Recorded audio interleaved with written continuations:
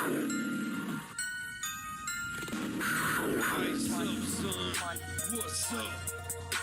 Ice up, son. What's up? Carolina, keep pounding.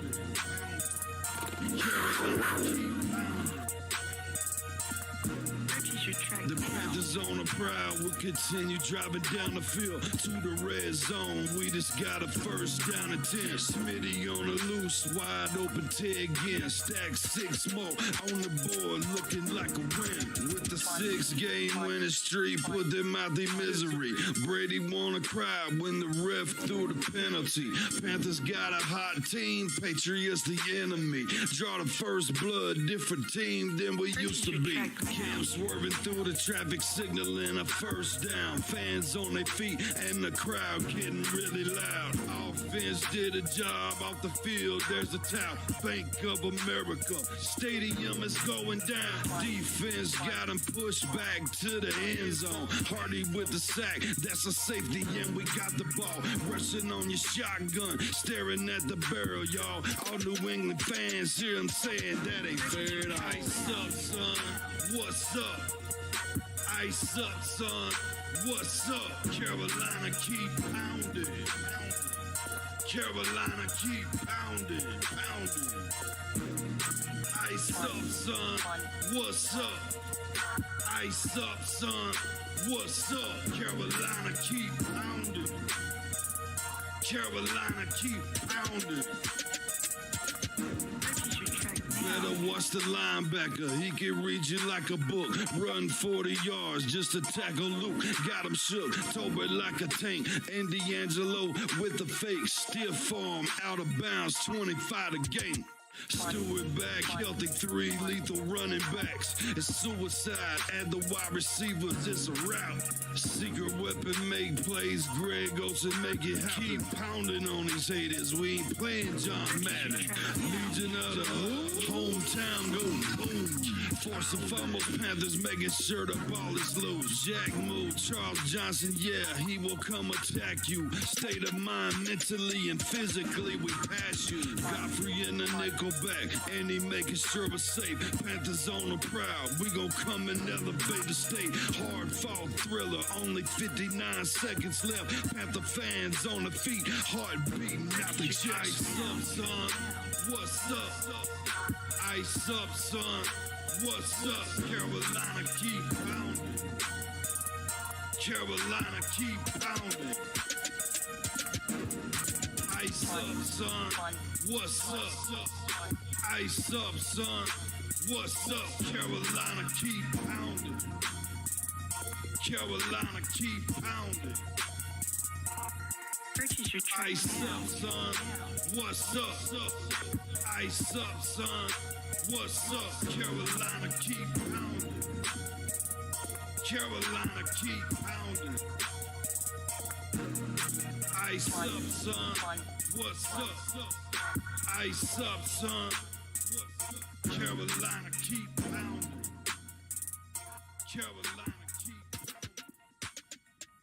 pounding. What is up, Keep Pounding crew? Day 4 of the Combine. It's going down, y'all. It's going down. Hit that like button, hit that sub button, hit that bell, select all, leave a comment down below if you feel like doing so. And don't forget to check out the Facebook group page. Keep Pounding in all caps for in-game posts, polls, opinions, and reactions to NFL news, as well as scheduling for the off-season and the Yahoo Sports Fantasy Football Keep Pounding League. Let's go. Day 4, offensive lineman, the most important day of the 4 for us. And these gentlemen have just completed their 40s. So, I am very, very encouraged by what I'm seeing so far. This is probably going to be a shorter stream today because of the drills. However many drills they do. We can throw in some Madden if you guys prefer, to fill in the gap. Or talk about any players that you guys think that we should talk about. So, let's dive on in. to the content. And give me just one moment. I'm going to get you guys caught up with how the 40s are going so far. Give me one moment.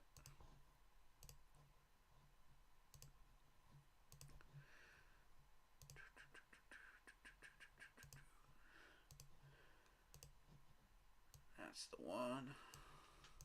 Alright. Alright, so if you look up on your screen, you got Tenor Bartonelli from Wisconsin, racking up that 4.99. And he just got into a tie with Tylen Grabble from Central Florida, 4.99. Along with Brandon Coleman, 4.99 for the 40. Now you got a guy from Wyoming, Frank Crum, at 5 flat. Gottlieb from Maryland, 501. Troy, 501. Cooper at 505. Joe Alt at 507. Aneem at 517. I'm not even going to try to pronounce that name. From Penn State, 511. Tyler Goyton, 519. God, I probably really butchered that last name. I apologize. Talese from Oregon State at 520. Delmar at 521. Tied up with Blake Fisher from Notre Dame at 521. And it goes down from there. You got Illinois, Michigan, South Carolina Gamecocks represented here, South Dakota State, Missouri, TCU, Utah, Liberty, and Kentucky represented so far. Thus far, the slowest out of this group is Jeremy Flax with 567. But they are running their first set of 40s right now.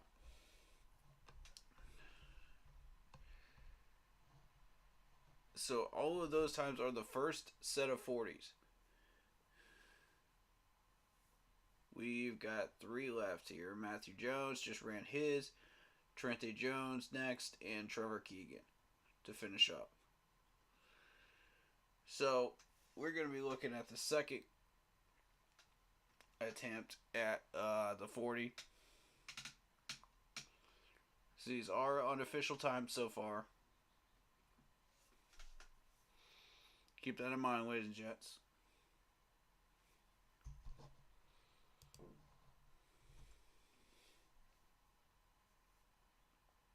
Alright, so they have officially started their second run now. Isaiah Adams is going to stick with the 5-2-2. And let's listen in. As we got Joe Alt. Going to the Chargers.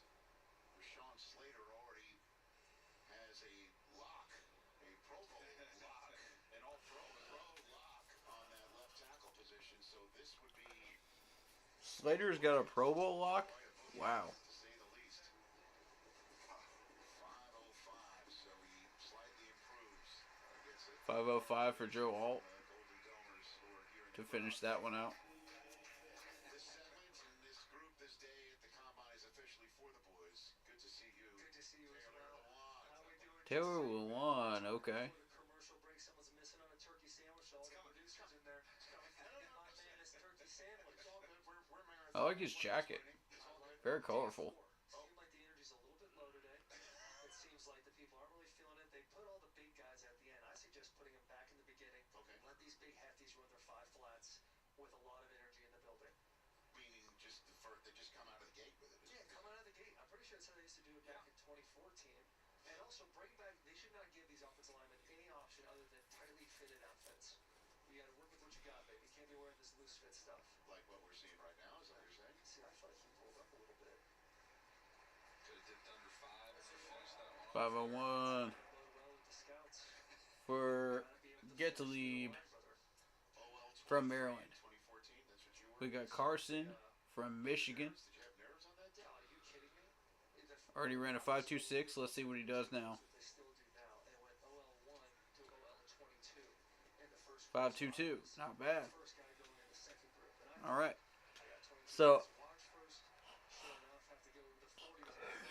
again, my focus is on the field drills. Whatever happens on the field with the cones, side steps, the footwork, all that stuff. That's what I'm looking for. And on the bench press.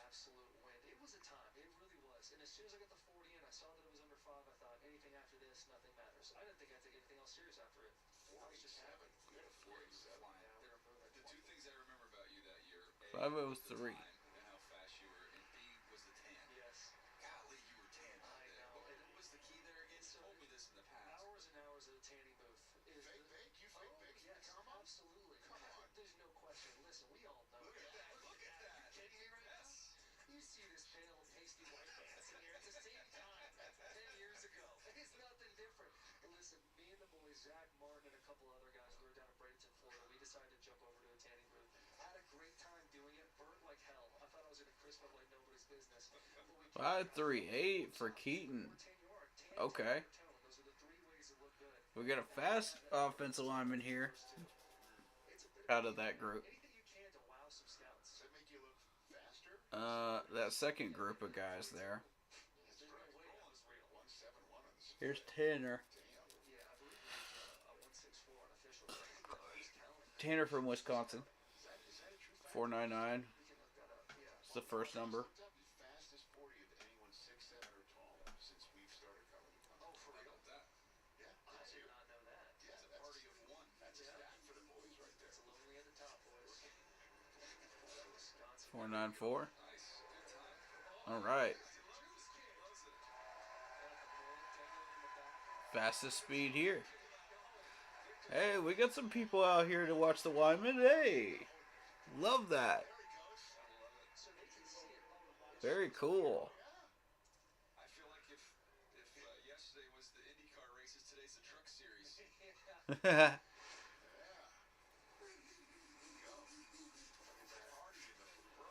All business up front. That's awesome. These guys, I hate to be the dude that's like, well, back in my day, but when we were running the 40s, we didn't get to see the times. There wasn't this broadcast going on in the corner, and there'd be guys on their phones. I remember 537, not bad. Andrew Cocker. Fast here. he ran fast. Unofficially, he was actually faster than me. Yeah. So I was kind of salty. But He's a big guy though. 4.8, whatever. I said, oh, you gotta be kidding me. Let's go. So we're all like, we were banded together in the corner over there, man. It's a good deal. That's what, but I really dig it. I'm glad that this is the setup because that helped with last night where Xavier Worthy. You gotta take what you can get, man. the line Gotta take what you can get. Went 16,000 fans here saw it at the same time too. Yeah. It led to a memorable moment. 494, nice. Frank Crumb. Okay. Just the boys running up at each other. I love it.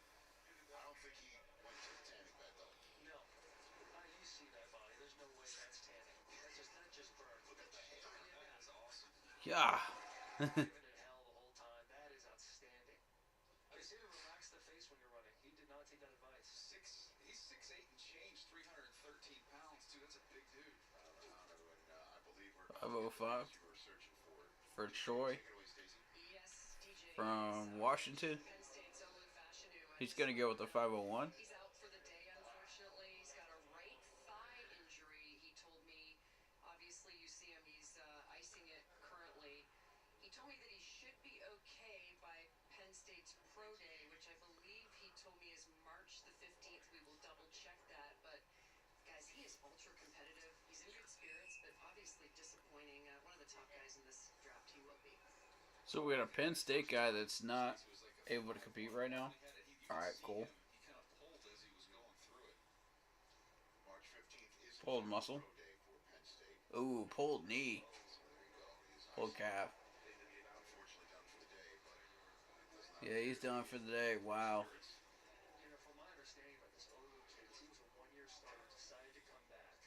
He could have been a top 10 pick Last year it would have been, yeah. And for that to happen in this situation, he's still going to make himself a lot of money and make one franchise very happy for the next 10 years. Who knows? Could be the Tennessee Titans. Next to Peter Skoronsky. Let those boys go to battle for 10 years. Yeah, they've got to keep adding pieces to that Titans offensive line. Yeah, that was a sore subject in the year of 2023 for those boys in Nashville, Tennessee. But they will be all right. Jeremy Flax. Let's see.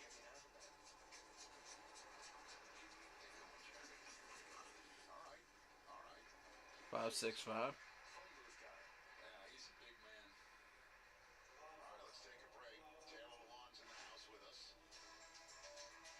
Crum and Bordelini. Oh, that is a hair. That's awesome. That's a beautiful hair combo. Right there. Oh, yes. Mullet Central, otherwise known as Lucas Oil Stadium. They play the Red Wings in an hour. Nice. Order Pizza Hut now and get a free large pizza later. That's a free pizza on your...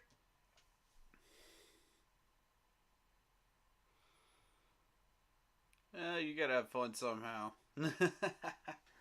They're talking about the mullets. But, you know, big guys, though. I think this is a big, burly, strong class here. We're going to see on the field how this translates to the drills. But I like what I'm seeing so far. I think there's a lot here.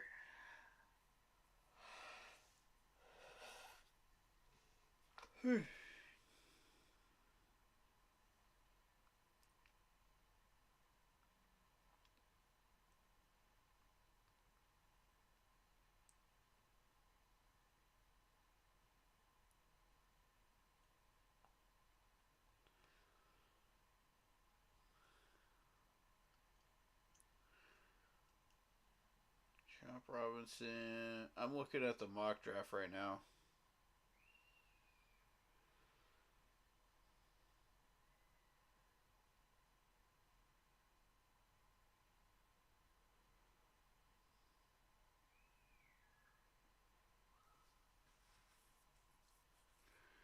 Info.com/DJ mock.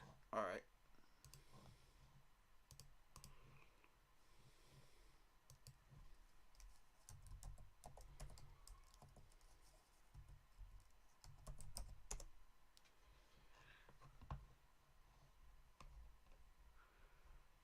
Alright, let's take a look at this mock.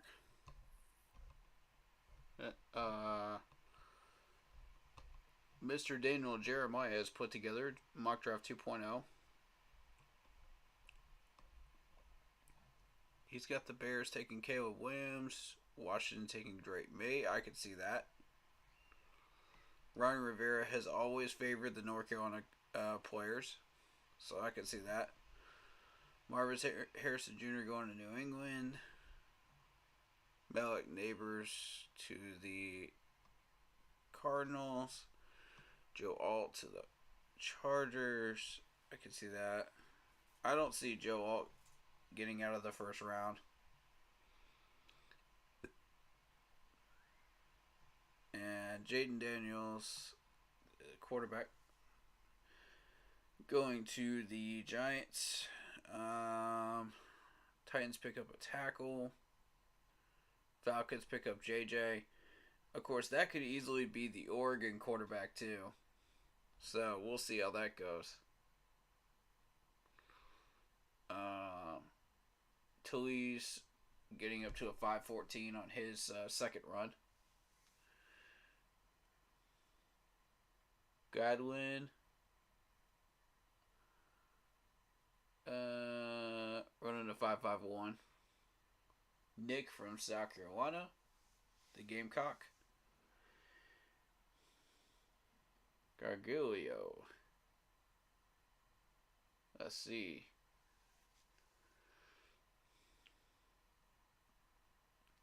Gotta improve that 5.26.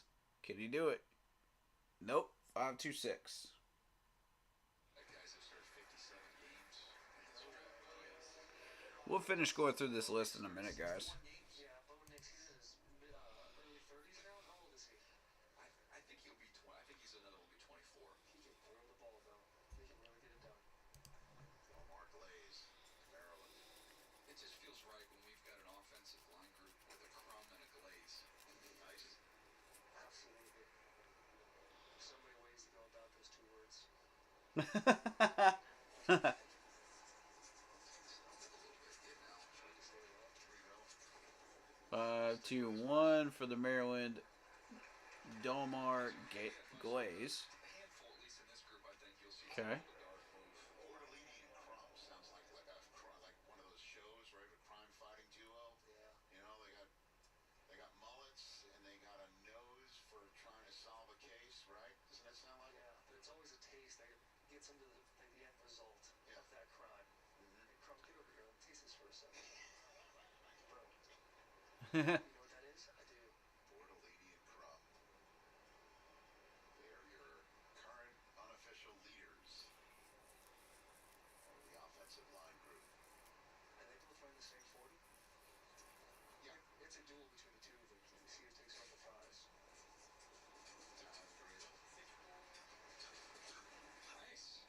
4-9-6 for Tyler and Grable. Very nice. Attention guy, I would have loved that.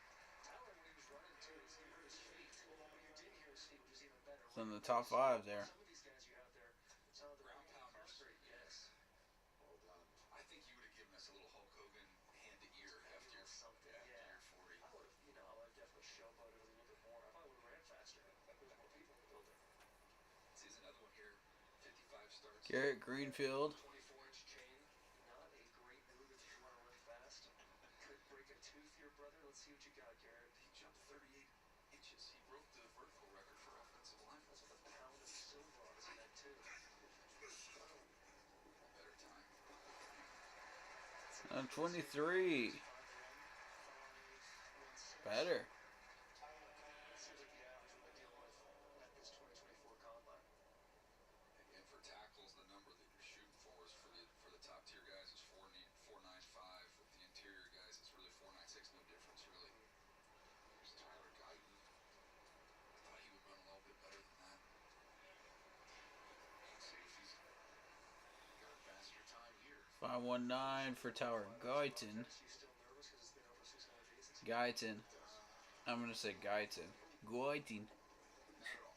First, Why do I have a Boston accent? Guyton. Guyton. so I defer to the guests. You know, you're here. absolutely. You know what I mean? That's What is wrong with me? you know. CJ Hansen. Alright. From Holy Cross. 5 even.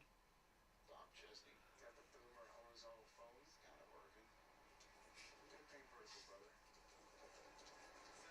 Murphy knows it's for the IG. It's not for the gram, I guess. No, that's for his own personal moment. 502. You know I wanted to come on the show and I was ready to come to Nashville, but you had training camp. You said I can't do it. That's when I was The date was working picked Yeah.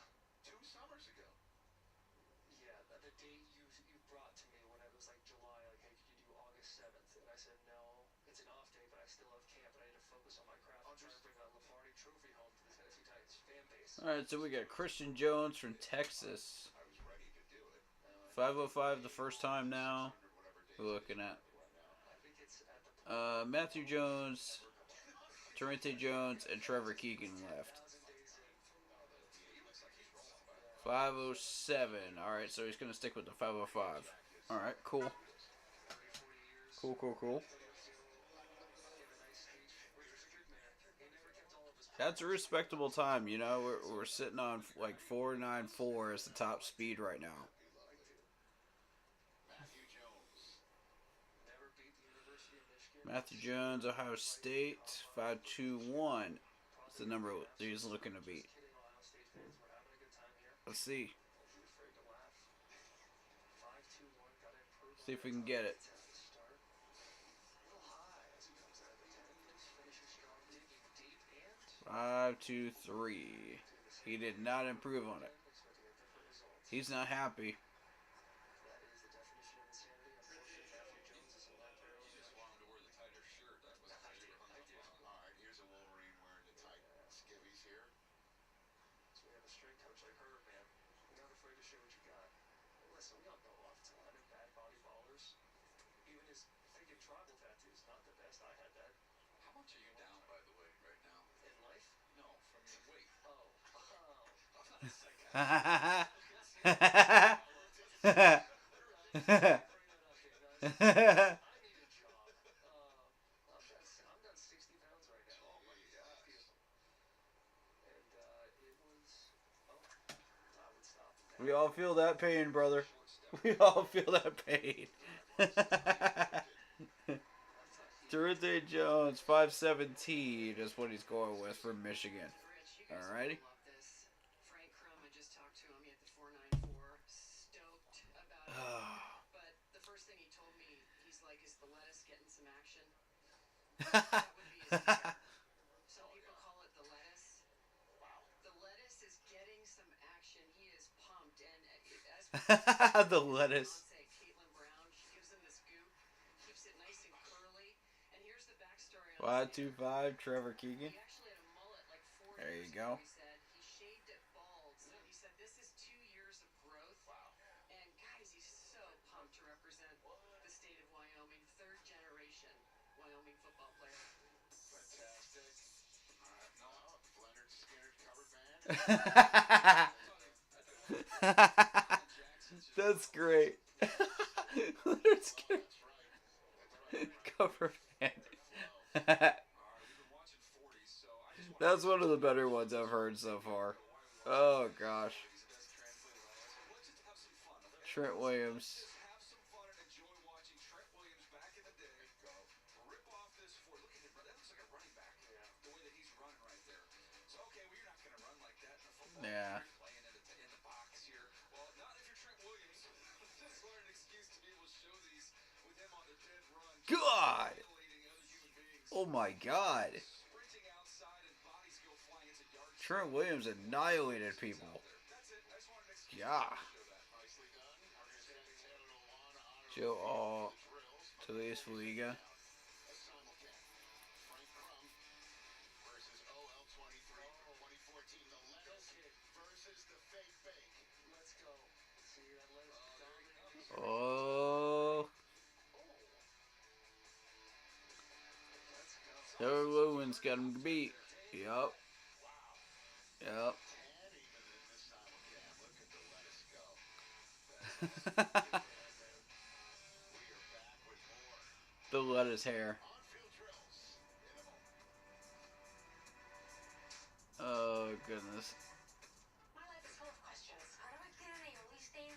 Here's Tide. Do I need to crush your guacamole? No, Tide. Why do we even buy napkins? Thankfully, Tide's the answer to almost all of them. Do crabs have eyebrows? Is that balance? For all of life's laundry questions. All right. So as we go down this list, we've got the Bears on this mock going with O'Dunes, the wide receiver. You got the Jets going with Talise.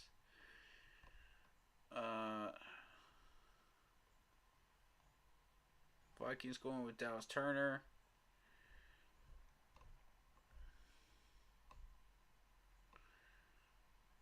I can see that. Jared Verse going to the Broncos. Terry Arnold, the corner, going to the Raiders. J.C. Latham going to the Saints. Nate Wiggins going to the Colts. Byron Murphy going to the Seahawks. Quinyon Mitchell going to the Jags. Brock Bowers, Georgia tight end, going to the Bengals.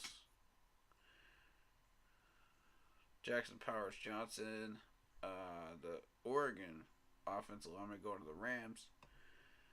Troy Fratnew going to the Steelers. Latu going to the Dolphins. Ennis Rexhu Jr. going to the Eagles. Brian Thomas Jr. going to the Texans. Tyler Guyton. Tyler Guyton. Why can't I say this name correctly today? Blah, blah, blah. Tyler Guyton going to the Cowboys. Packers, Cooper DeJohn. Adonai Mitchell going to the Bucks. Darius Robinson going to the Cards. Chop Robinson going to the Bills. Zach Frazier going to the Lions. Marius Mims going to the Ravens. Grant Barton going to the 49ers. And Troy Franklin going to the Chiefs. And this is, again, why I say this 33rd pick should be a defensive one. If we are going to tag and trade Burns, then the 33rd pick should be a defensive one. There's so many defensive players going off this board in the first mock here. And offensive linemen as well. That's why I say we need to get a jump on these offensive linemen before all these other teams get a chance to target them. So if we get a first round pick out of this Burns trade, we need to go offensive lineman in the first round. I mean, that's just, it goes without saying. So they're looking at the Notre Dame tackle right now. Left tackle.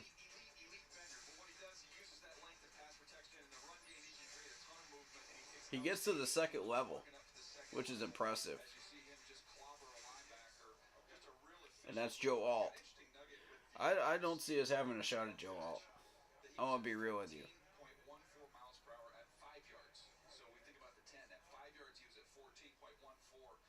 Breaks the record since we've been doing that, tracking that over the last 2 years. So it shows to that quickness getting out. That is exactly what you're looking for. Looking for the mauler in the phone booth, right, as you say. Well, then you're looking for somebody who can just get the all right. line and hit some people. On the field drills here. Here we go. Is Big Sean down there? Sean O'Hara, I believe, is Wave drill. with Taylor Lewan down on the field. Hey, Rich, what's up, DJ? What's up? What's Just up, waiting buddy? for Taylor Lewan to come on down here. Look, I love that you're talking All right, let's find out how good these guys really are. delicious in this morning. I'm like, I can't wait to see this guy. Look, Tanner Bortolini sounds like an Italian entree, like the special. I know it's not nothing that you would ever order on the menu, DJ.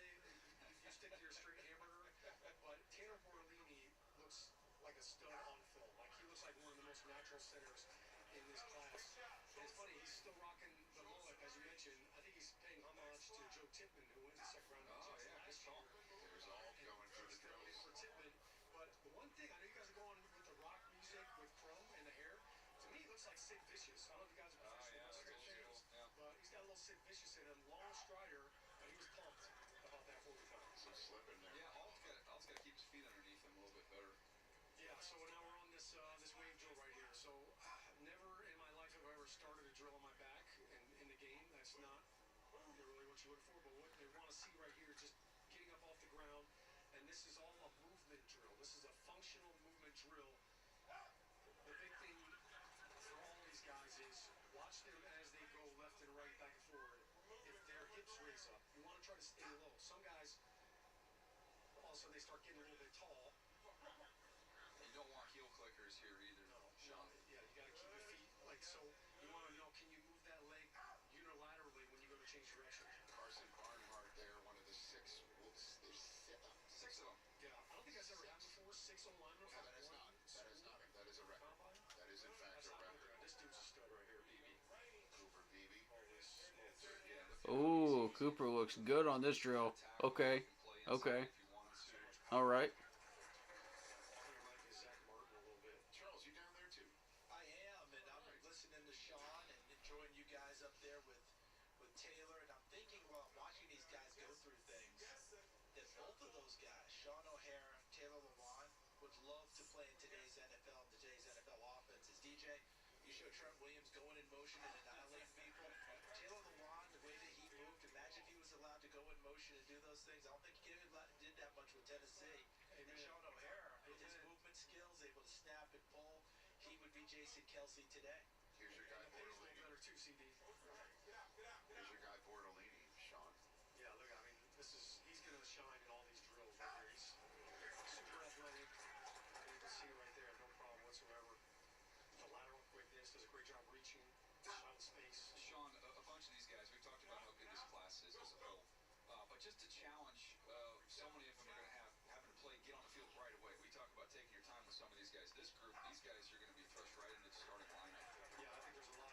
the centers that will be week one starters, certainly guards, and of course the trees. You know, it's like the California redwoods down here with all these tackles.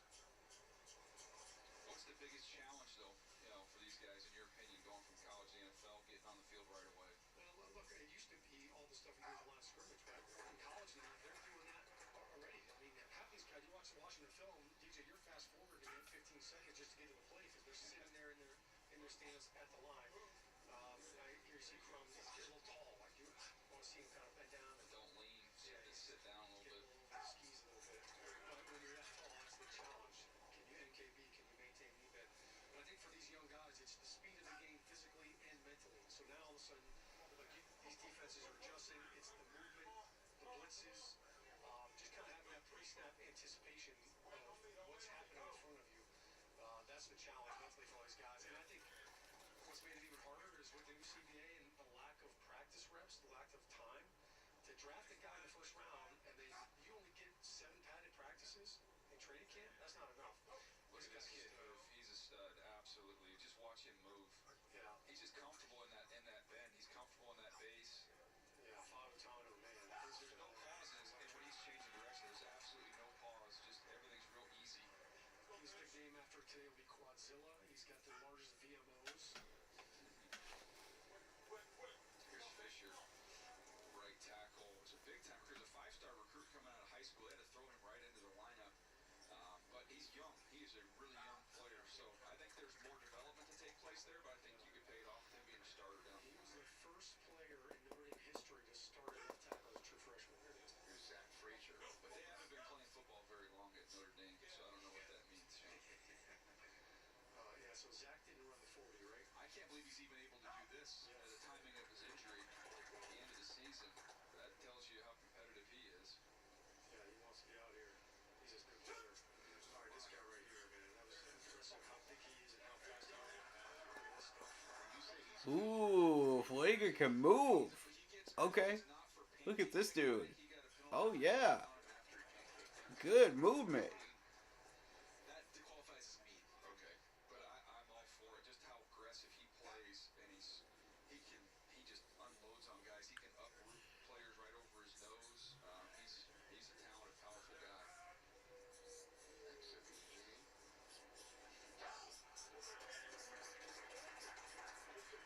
Taylor Lewan has made it down the field. We're here, boys.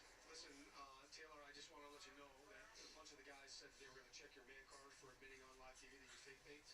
So I think we've got an O-line fine. I've got a couple people text me. We'll just put that right in there. That was the last time you fake baked. Right now, it's all real. Listen, if we're going to talk about fake baking, it's February. It's March 3rd. And you're that man? That's what I'm saying. That's what I'm saying.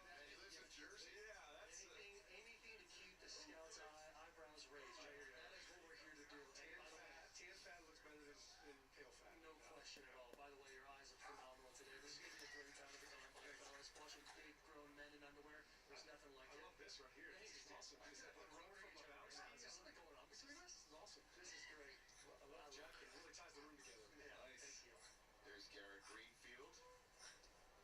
I'm not even going to comment on that. His workout. when you look at it on the screen, he's played 65 I'm not going to say games in anything. college football. Nope. That's a lot. Nope. That's 4 more Nope. than Bo Nix's record, 61 starts. Insane quarterback. Stick to the players. Stick to the players. Stick to the players. See his movement here. Nice tower, Guyton.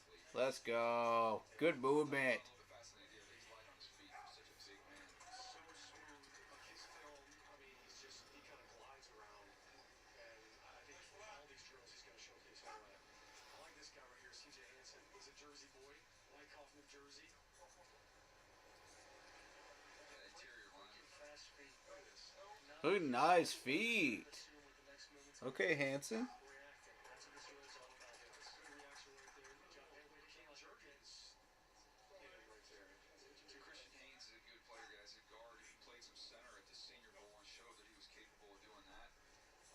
Sean, on the positional value, being inside that room, how important is it nowadays to have guys that can cross train other spots? Well, I think it's huge. I mean, we've got a couple of guys that have played all over. Gone from tackle, gone from guard, back out to tackle. But I think a guy like him, you know, if you want to run the football in the NFL, you better have some ass-kicking guards. shift when it comes to running the football. So anytime you get some power in the guard position, that's how you make your hay. I like Christian Jones here from Texas. I think he's going to be a day 2 pick. All right, so you see he's kind of hopping right there. Like you want to put that foot in the ground and then start right the other leg. Let me see when he's going side to side right there. He's got some stiffness. He's got a little bit of stiffness in his hip. He's got really, really quick feet. He is a finisher when you watch him, though. He latches on and finishes dudes. Yeah. That line really well. I'll tell you what, gentlemen, it is great to have versatility in this game, but there is a saying in the NFL: the more you can do, the less you get paid.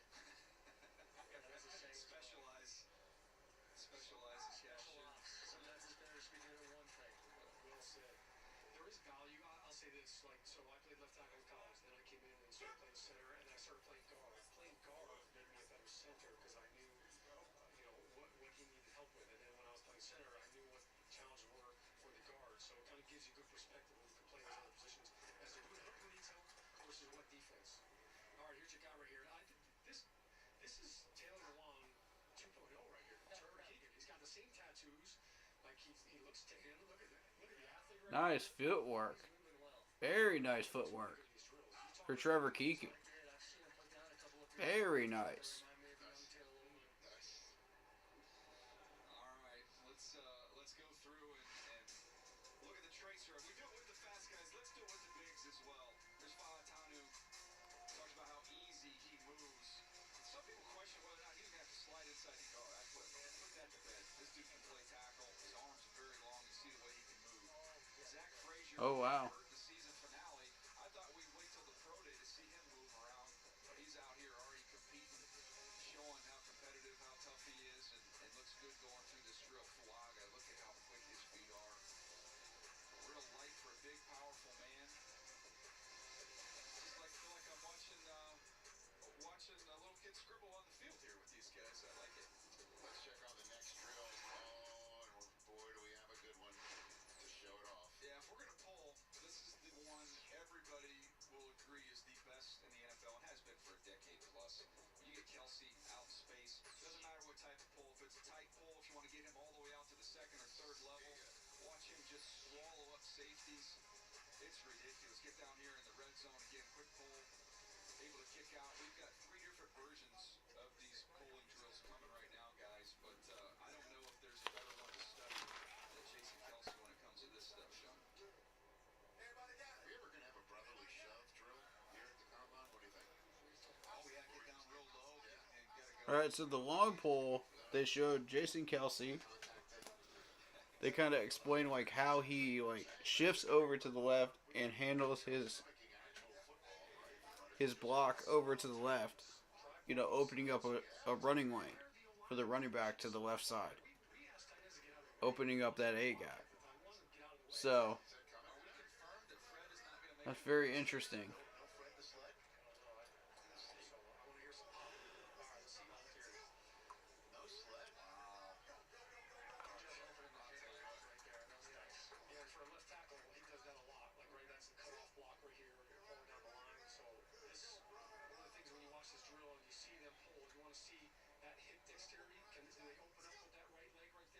Drop step, you don't want to step back in the bucket, you want to gain ground.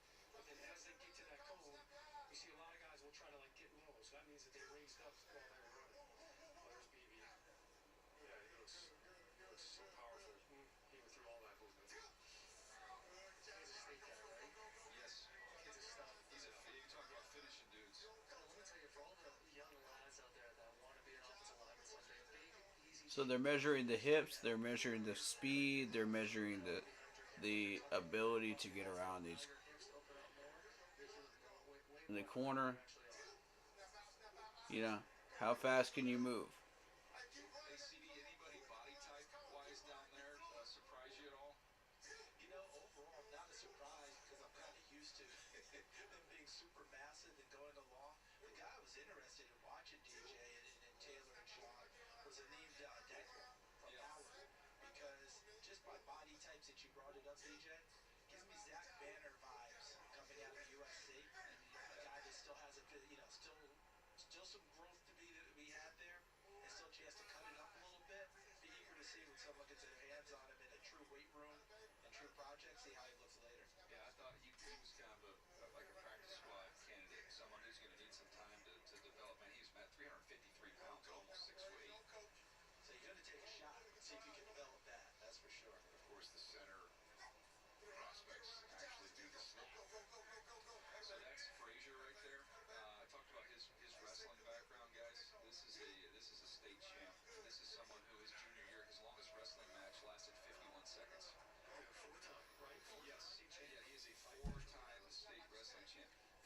seconds. That's a quick myth. That was the longest match. Oh, DJ, we could have a center wrestling tournament. Gadwin, you can't be slipping on that, man. Him, Creed Harper, Can't be slipping. Linderbaum. I mean, these guys could all go at it. I love the wrestling background from interior linemen especially. Single out. Go for it. Let's go. It's not only, Sean and Taylor, I'd love to get your thoughts on that with the wrestling thing. You guys have all had, teammates that you've been around wrestlers your whole lives. But there's not only, like they were talking about the leverage and the strength and the balance. To me, there's like a discipline that's ingrained in those guys that's just a little different. Yeah, I mean, it's balance.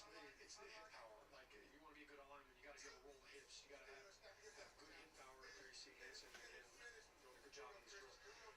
So that combat, when you're down in there, you got to move people. You've got to generate some power with the hips and your hands. But I also think with wrestling, yeah, the mental aspect of it, like, man, you're out on that mat, like, it's a grind. Wrestlers are just kind of built differently. I also think they got a little dirtbag in them. Like, if you're wrestling, you got to have a little bit of dirtbag in you to be a good alignment. Whenever you go to college, the guys that you don't want to mess with the most is the 135-pound wrestlers. Those guys, the discipline it takes. Cauliflower ears. If you ever see cauliflower ears, you run in the other direction. Yeah, you don't mess with the cauliflower. There's something about a psychopath that wears a trash bag as a t-shirt and tapes it to his body just to lose weight. That type of discipline is the stuff that you did that, while you were playing ball. It's an impressive thing. That's an impressive thing to get done. And then also like body control. Last time I asked official 40s, it was a record overall. But we have not one, not two, but four sub-5 40s. And indeed, the crime-fighting team of Bordelini and Crum are on the case with 4.94s. And show off his top speed at 14 miles an hour. Show off 14 miles an hour. Wow. Nice. The other four on the list are Tanner, Braden, and a couple of others that were 13. So.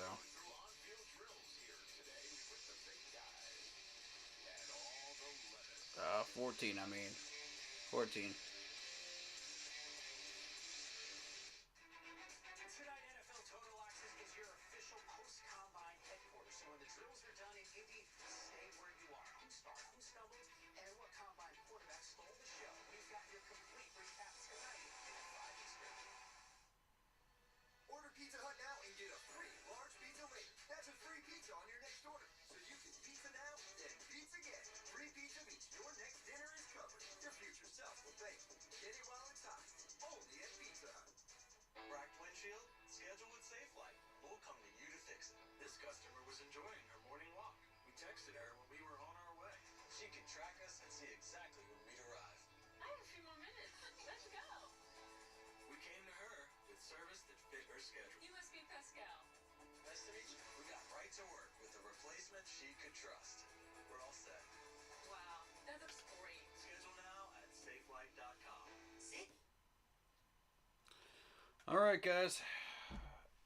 Is there any offensive lineman that you guys want me to check out today specifically? Now's the time. Throw the name up. I'll take a look at him. So far, we've done the long pull. But now we're going to start doing some of the bigger drills, I think. The wave drill is a good one to really look at some of these guys' footwork and, how they move side to side. So I keep an eye on that drill specifically every year. There's a few others that I watch as well.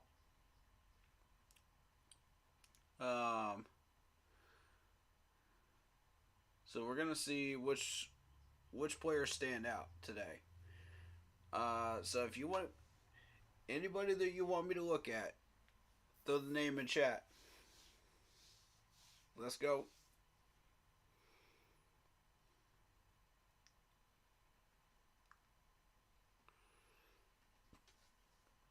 Waiting on the commercials here.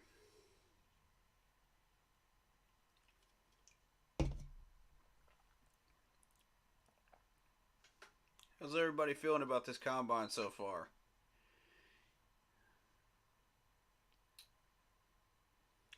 Man. Nate Wiggins with that 4.29, and then yesterday we had that 4.22. Man, these guys can move. I'm telling you. This is a good draft class. Alright, we got the deep pull.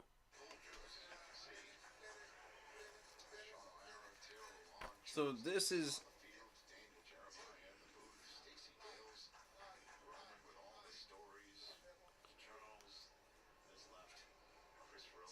This is to kind of show you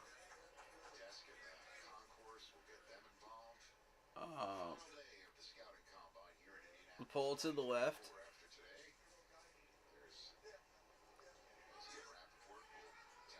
How quickly can they do it? Franchise tag deadlines this week. Next week, new league year. Off we go. It's free agent time, and there's people with the salary cap a little higher than they expected, money burning a hole in their pocket. So that's going to be a fun aspect of it. Watching this drill, guys, to me, Fuaga, who just went through this a little bit ago while we were at break, I thought looked tremendous. But Charles, I feel like I'm Fred the Sled's agent. I'm a little upset that he's not being allowed to participate today. Do you have any updates on why that is? Yeah, I actually talked with a couple of the coaches, scouts down here, and yes, DJ, they feel your pain about Fred DeSled, but what they've said mainly is that they have a hard time evaluating. The quote I got was, unless you're holding the sled or holding the bag, it's hard to get anything out of it in terms of watching. And then he added the caveat, by the way, you'll see all of it in pro days. So they've tried to streamline. So these are the guards. We're kind of watching how quickly they move around, what their footwork is like. There's an easy fix for that, CD. I mean, with all this next-gen stat stuff, we can put a sensor in there. I mean, Drago had one before, like measuring. That came out like 88. Yeah, like we got to be able to measure force on the sled right here, the shock factor. I'm sure Taylor Milan would love to take a shot at that too to see what he can still generate. Good strong group here for the guards. Whatever he hits, he destroys. Nobody really separated themselves on that drill. They all did well. Snap the football, and you're mimicking a snap for everyone else. Where the hell's the football in the stick? Right? I mean, just have the football and a stick for the tackles and guards, and give the actual football to the centers, which is what they're doing. So we all have issues. We all have issues. Thankfully, there's some sanity from Stacey Dale. Stacey. I try to bring the sanity and levity, Rich, so thank you. The centers are just so interesting. We spent time around Zach Frazier out of West Virginia. Oh, okay, so they were more focused on the centers. Background. Guys, he was 159-2 as a wrestler, the four-time heavyweight champion. But what's really cool about him is he just wants to run block. He actually said this week, run blocking is his favorite thing to do. He'd rather tee off on people. He said pass blocking's fun. This is a great peek inside to his mind, you guys. But he just wants to go to a short pull to run the football. And also, 4.0 GPA, finalist for academic Heisman. He's going to be a gift to a team shortly. Thank you, Stacey. 159-2 also sounds like J.J. McCarthy's career win-loss record. Oh, nice. Didn't you say to him, how many football games has he lost? I think it was 3 over the last 7 years. 2 in high school and 1 in college. Yeah. It's a pretty good run. Not bad. He did see he lost a couple hockey games, though. That's right. But his hockey days are over.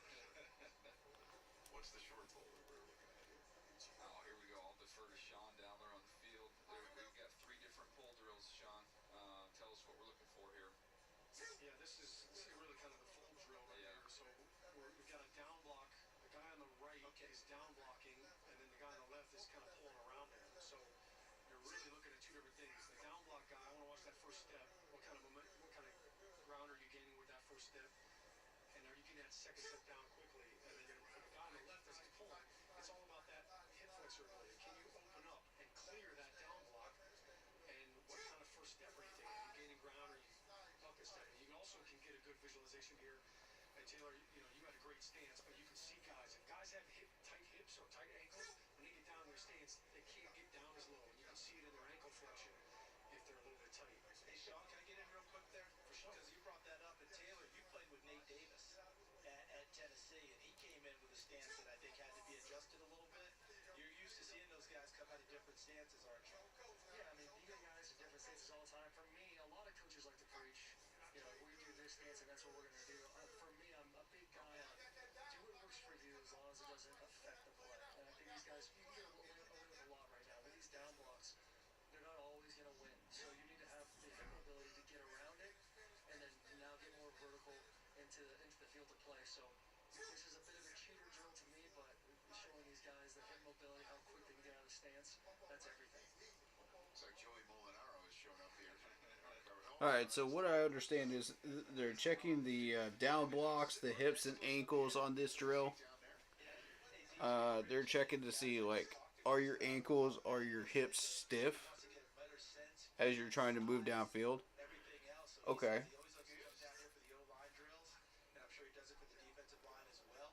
But he always says when he goes on the road scouting, So that's the short pull. get a real sense of who these guys are and get a real feel for their size and their movement. Is he also, can you They're looking for the movement. They're looking for the how fast can you down block, how fast can you shift. You know, what do your ankles look like? You know, on those.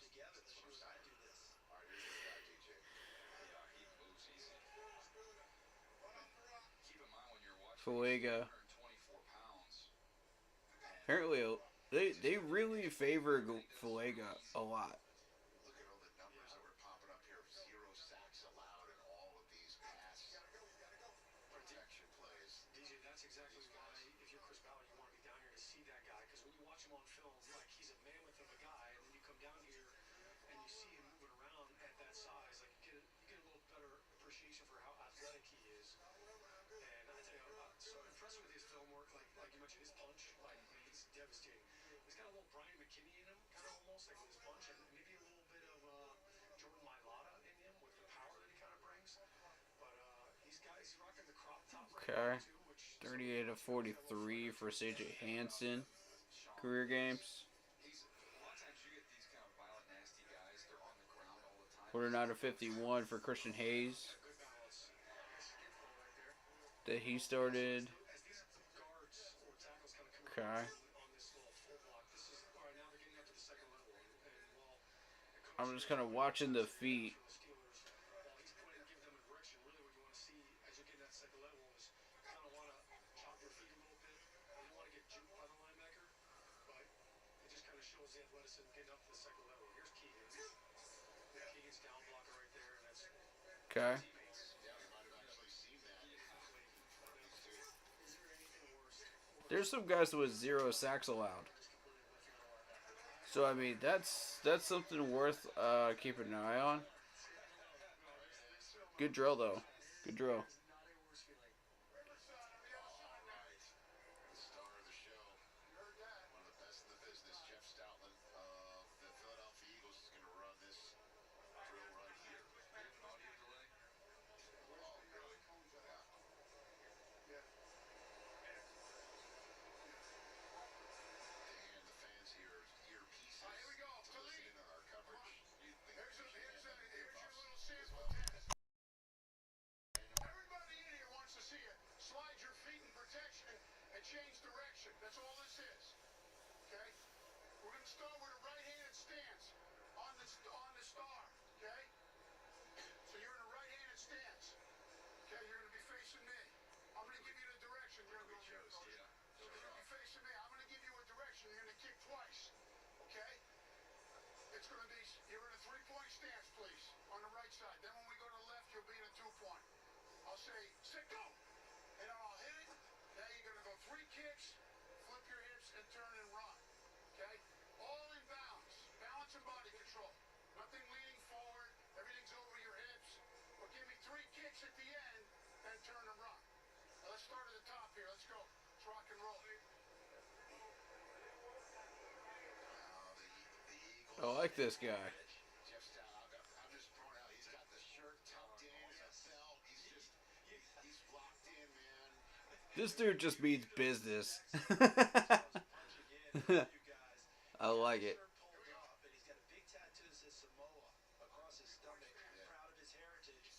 Oh, he's a Samoan. Cool. Shirt's tucked in and down and I like that. you're straight in your shoulders.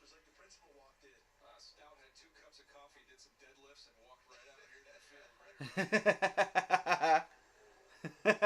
it's been a while since he got to bark at anybody. So just yell a little bit. He'll pay attention. There you go. If they get to the center of the X too. If they don't get to the center of the X, he'll get after him. Pass rush drops. Interesting right here because all of a sudden left tackle, right? But he's in a right-handed stance here, so a little bit different. If he goes five to the Chargers, that's going to be his home. That right tackle stance seems a little uncomfortable, folks. Right foot, kick it. On my go. They will get to do it on a left-handed stance the next time around, so they're going to get both sides. Good. Nice drill. That's a good point, though. I mean, the Chargers aren't moving Rashawn Slater. No. I mean, he's anchored there. Yeah, Taylor, how you can speak to this perfectly. I mean, the challenge, flipping sides. Oh, that's where I brought up the joke of the more you can do, the less you get paid. I truly, and this is not a joke, could only play one position. Couldn't play guard. I lied about being able to play right tackle. You can go back and watch my combine. I look stiff as they come in a right tackle stance, and so I was praying to God wherever I went, it was left tackle or it was big bust for one. Nice drill. Very nice. How about BB right there? That was good footwork, but how about the pop? Like he almost took the guy's chin off holding the shield right here. So we're watching the footwork here because you want to see that kick slide. The change of direction is always key. We used to work on something called a tilt, and you kind of like tilt to the inside with your upper body. So when you kicked out there, you could power step back with the left. But as they go to redirect, I want to see them step with that left foot first, not go with the right foot and not hop. Right? So there's an independent. That was good by Cohen. A Bortolini, though, his feet are really, really good, man. Like he's got quick feet. Bortolini. Loose Coker. Please gain ground every single step. There's no time for wasted steps when you're going against Myles Garrett.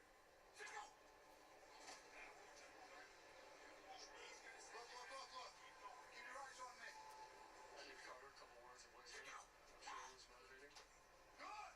Now you gotta keep kicking. Give me another kick.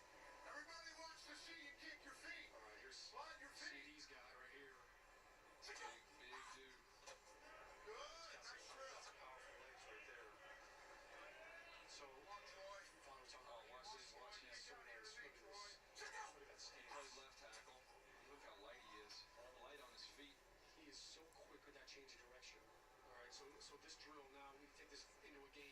All right, what's going on? This is a game like a twist. You got a TE, tackle and twist, and you're the tackle setting out. Now you got your end loops inside. Now you got to kick slide in and punch. That defensive tackle is trying to penetrate, trying to pick you. You think if Aaron Rodgers is watching this right now, he's texting Joe Douglas every time he sees Fuaga go through a drill? Oh, yeah, I think he's probably sent him about 5 different texts of, I'll take him. Just different guys running through here. But Fuaga, this dude. Do you think he gets NFL Plus in the darkness retreat? Good one. Gotta be a 5G or something the minute he steps out. Yeah, why don't you FaceTime him and find out, Sean? He won't. Did he send you a text, DJ? Lose my number? No. Schefter, right? Was that Schefter? Apparently so.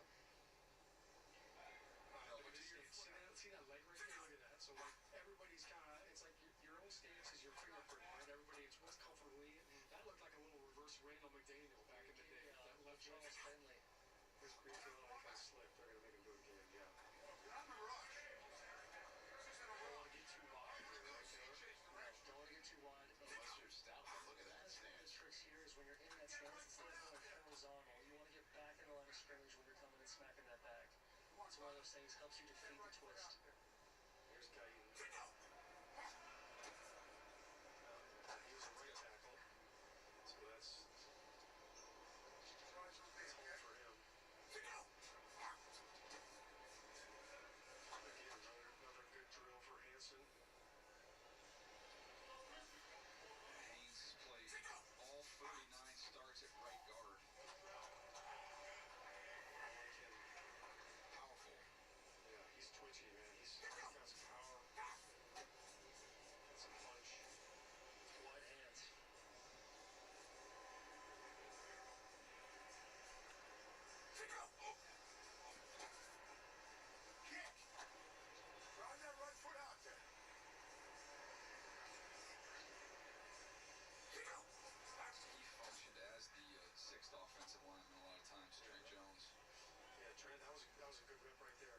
Okay.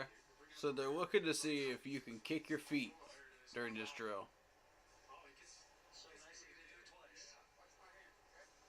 Got some sweet cleats right there too. Look at that pop. Good punch. Good job. Kid running well there. Beard looks phenomenal. Looks like they're gonna switch it up. Eyes on Stavlik, that is for sure. Find out what happened to his finger. Well, let's get Charles on that.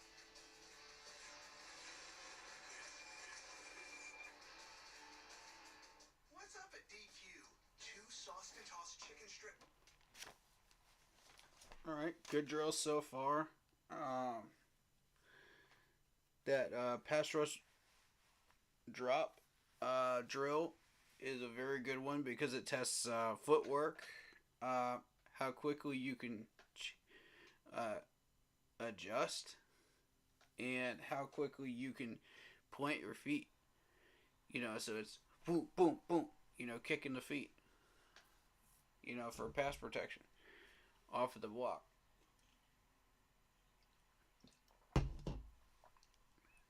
So a lot of this is technique. A lot of this is footwork and hands. You know, they want to see where your hands are. If you're going to have good hands, if you're going to have good footwork, if your ankles are going to be turning in certain drills, what are you going to be looking like? What's your flexibility? So there's a lot of that going on there in these last few drills.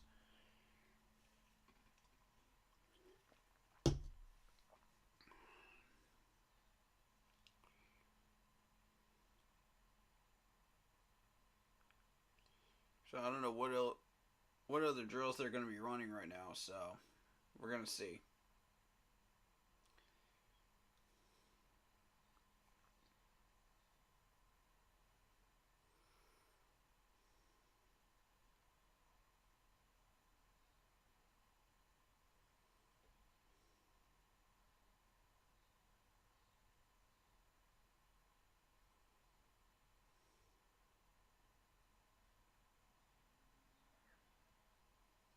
Of course, we're still going to be looking at probably a second group as well of offensive linemen.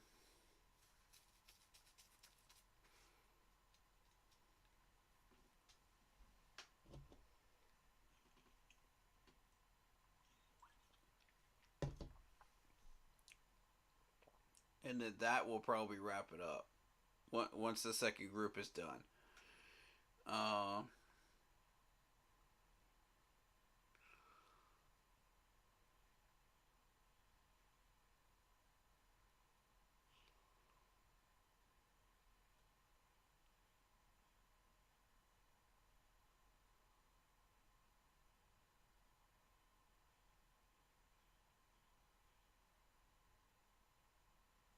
All right, so more pass rush drops. As promised, the left tackle version of this drill. The left tackle stance. Tanu, Yeah, he's comfortable there. Yeah, comfortable. And how about the pop, the power? Like he's got a heck of a punch. I tell you, he's got some highlight films, some highlight blocks that are just phenomenal. We'll get his XO over here in a little bit, Sean. Seek and Got some destroy. fun with that. And Flaga's got a fun one too. I mean, Frazier, I'm telling you guys, he got hurt the last game of the year. There was not an expectation he would be doing anything here. He was going to take all the way into his pro day. Let's do a shotgun snap right there. It's that cauliflower ear. These are pass block drills. And here's Fulaga. So Fulaga's now playing left tackle, and he's really a right tackle. So I thought that looked pretty darn good. Not bad. Mm-hmm. Especially on the right side of the ball. I like Fuega. He looks good, man. That gentleman during the Another solid drill from him, popping the pads. did also go to the tank. Then a back pedal of like 2 steps, 2 to 3 steps. You know, to set the spot. You know, boom, boom, boom. Okay. From the best right there, how to do it. So this drill, you know, this is a 2+ drill. The last one was just punching to the inside. So this is now, man, boom, I'm punching a defender. So as a tackle, all right, if you got So now they're looking at the punch of these guys. You're setting to that defensive end out there, and now you got an inside backer that's coming. You got to redirect and come in and take the blitzer. You do this in instant protection. We got no backs. It's a 5-man protection, and they want to bring an extra defender inside. So that's what this drill is really doing. Can you kick out there, punch, and then can you gather your base? This is for if they bring an extra defender, you know, can you kick out and punch, you know, and handle the other guy. The DM as you possibly can, and then save that last hit on that inside back. Yeah, if you didn't know he's hot, he's got to pick up that real quick. So you're looking to pick up the outside and then go back to the inside. Like there's more rushers than there are guys to protect, so he knows he's got to get the ball out in a hurry. Whether that's a check down in the back, slant around, some sort of shallow cross, get it out of your hands in a hurry because you don't have enough guys at the protection. It's hot route, red 7. I got it. You know, first team on state range, red 7 over on one. Certainly if you're fake bacon like this gentleman. Hail to the Tanners, singing hail. That's a good rep right there. That's what national champions do. That's right. Tron away. Get confident too. You see the confidence in that job. And Big Ten championships, you know what I mean? Like in this building, right? The last 3 Decembers, just point out. All right, guys, I mentioned I would get you some Fuaga footage here. Let's go. I talked about how great he was for the Oregon State Beavers at right tackle. Everything you want from a skill set. All right, so Fuego's a right tackle. God, he is powerful. Strong guy, man. Ooh, at the second level, he's still pushing people. Dang.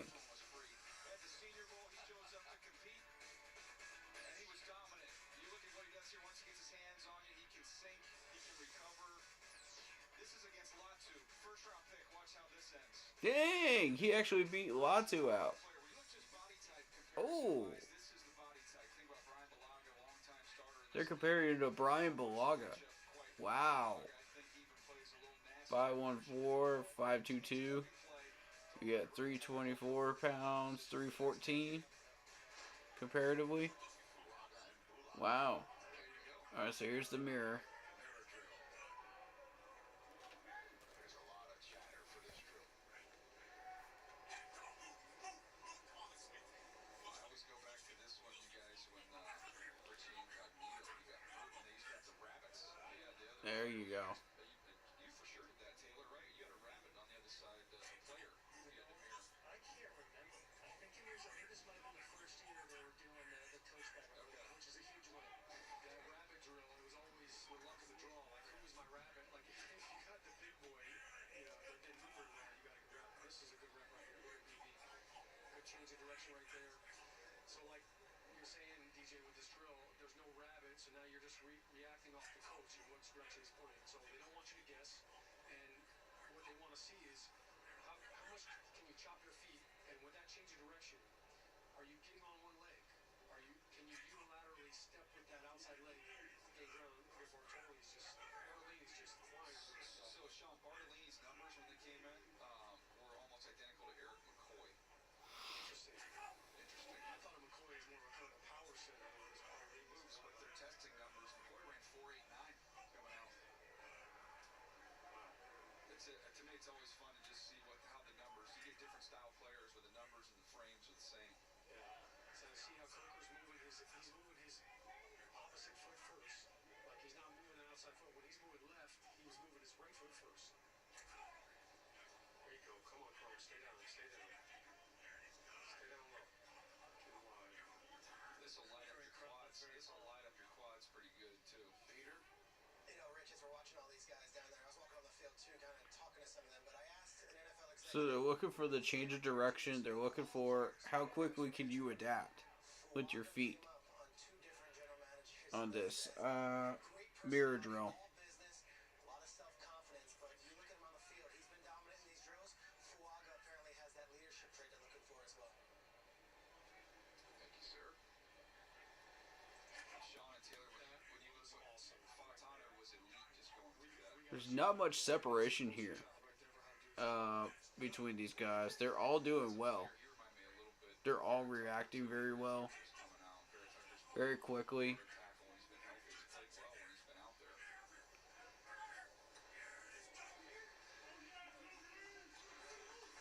Good footwork, good technique.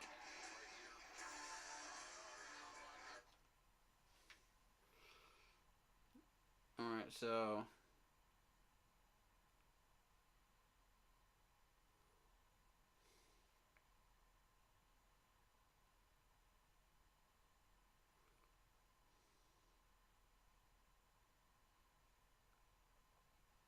Fuega's the guy that they have been highlighting and hyping up a lot.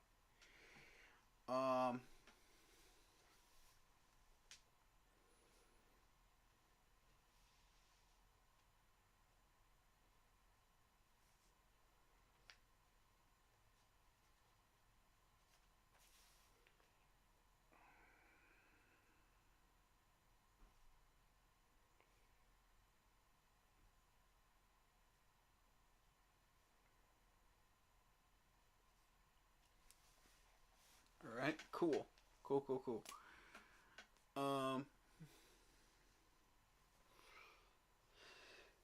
So let's see what other.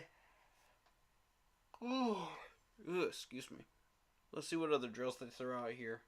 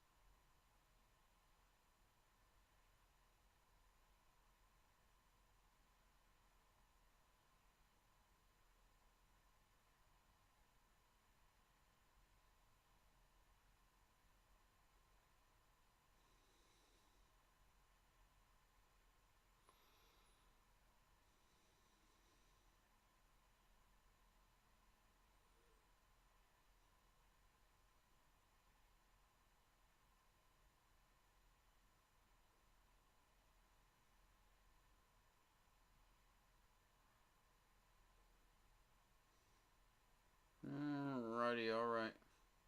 I was just kind of watching the 40-yard dash results, for on the bottom line there.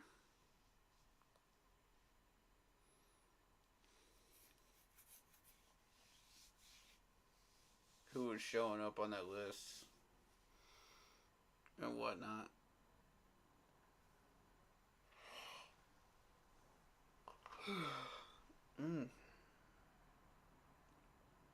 I apologize, y'all. I'm just tired. This weekend's worn me out a little bit. You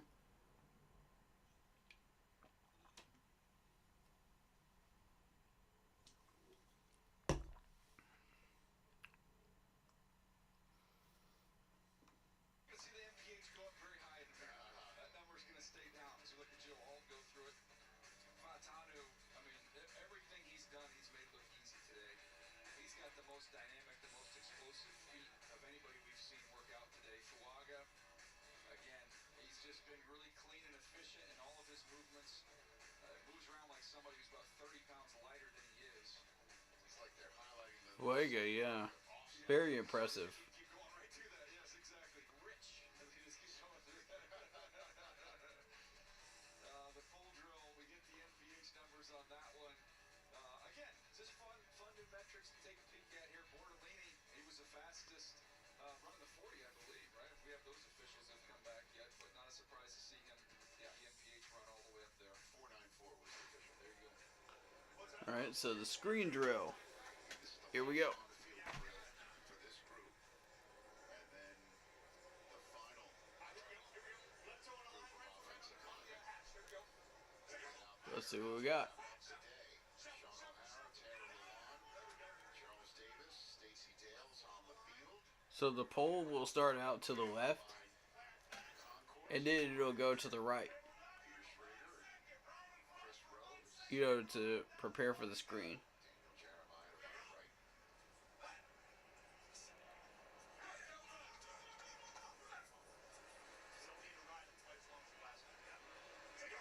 What do you think of the Michigan guys today, Taylor? What do you think? The boys look good. They're definitely moving well. I think Keegan did a good job on the change of direction drill.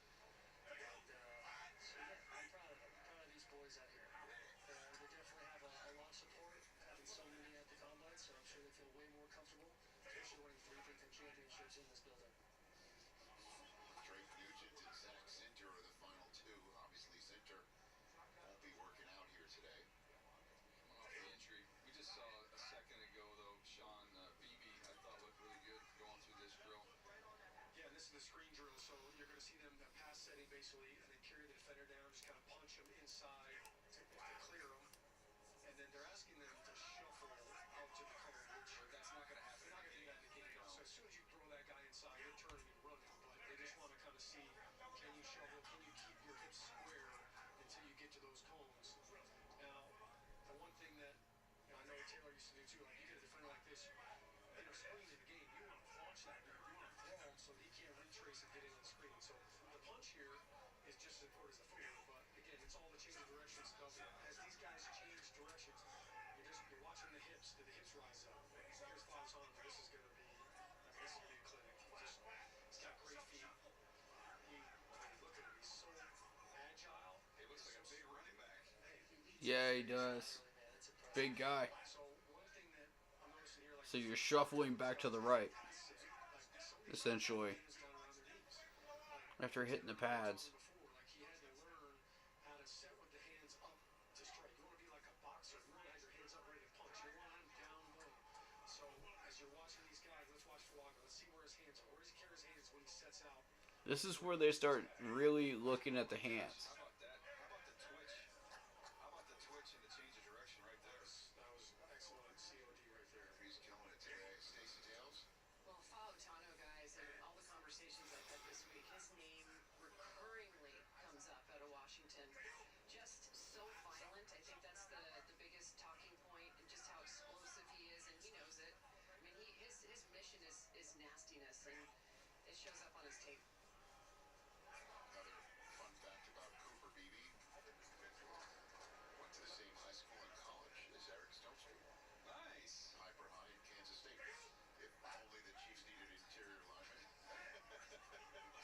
He's in a pretty good spot there right now. Yeah, they're pretty handled. But tackles, right? They'd have to be in a tackle market, don't you think? Yes. The last overall pick in the first round, if there's one to be had. And there's a bunch of them. And Stone Street does have access to the draft room. I know. We know that, yes, as a fact. So it's either a tackle or Matt McConkey. That's the 32nd overall pick in this draft. If they Well, I got a couple worthy texts last night too. Everybody just has their opinion of who they don't want the Chiefs to get. That's what happens when you are dynastic in the first back-to-back. Yeah, we don't want them getting McConkey. That's for sure. Good point. Christian Jones looking good right there. He's looked good in every. He's gonna be a starter, you guys. Yeah, I mean, he looks super athletic. Does a great job with his hands. He's a good puncher. He's a great rep. One of the things that Good rep, Matthew Jones. out here with a guy like Christian Jones, he's got outstanding awareness, and there's no way really to dig into that out here. You can get on the board with him and talk about that. But what he sees when you watch him on tape, like he's games, twist stunts, he's got really good eyes. Here's Trevor Keegan. Keegan played the drill a little bit there. That was nice. Anybody got a flip for us today? The challenge has been show for a cartwheel. That's how you work out. That's how you show up. That's how you do what you have to do. Hey, it's how we get paid now, boys. That's what we don't feel. Here we go. I get paid on me, get paid on me. What do we get paid?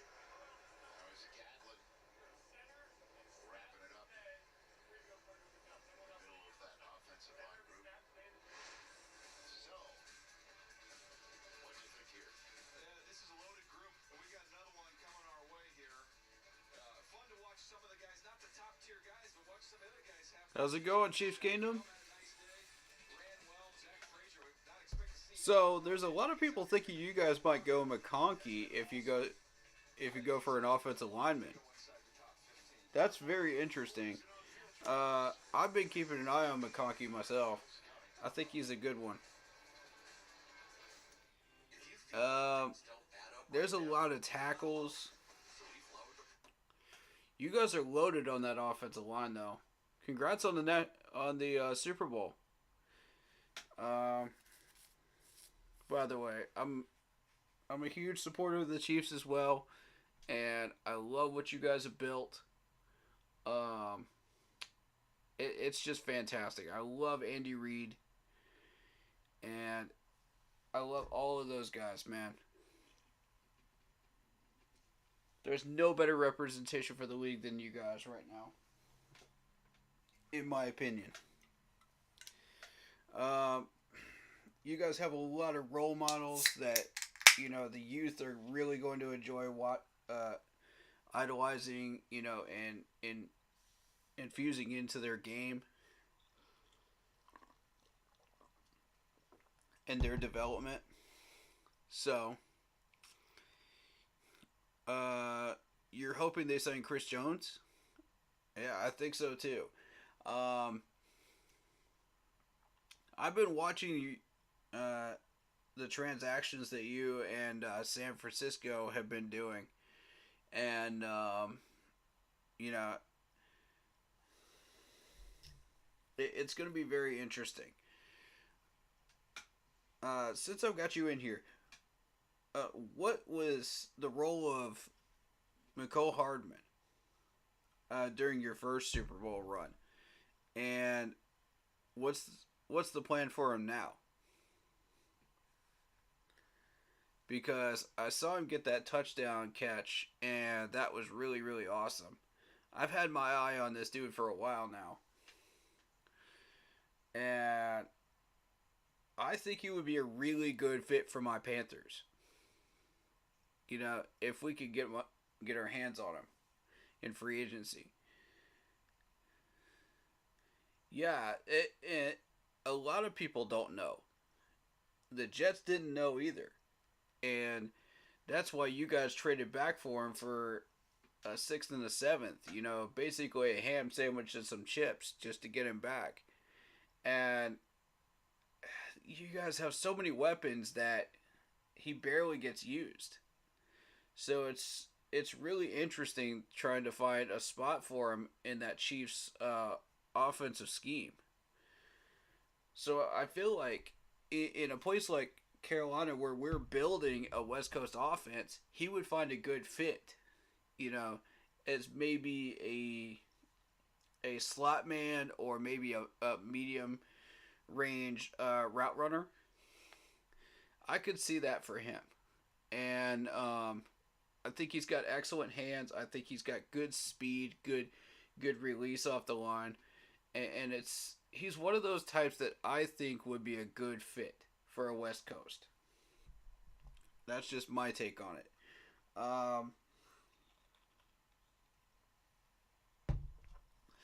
Obviously, you guys released. I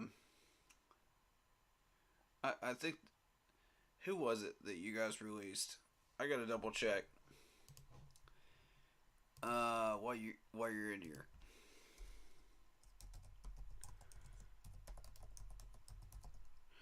Yeah, Chiefs transactions. Let me see. Because there was a couple of players I wanted to ask about. Marquez Valdez Scanting.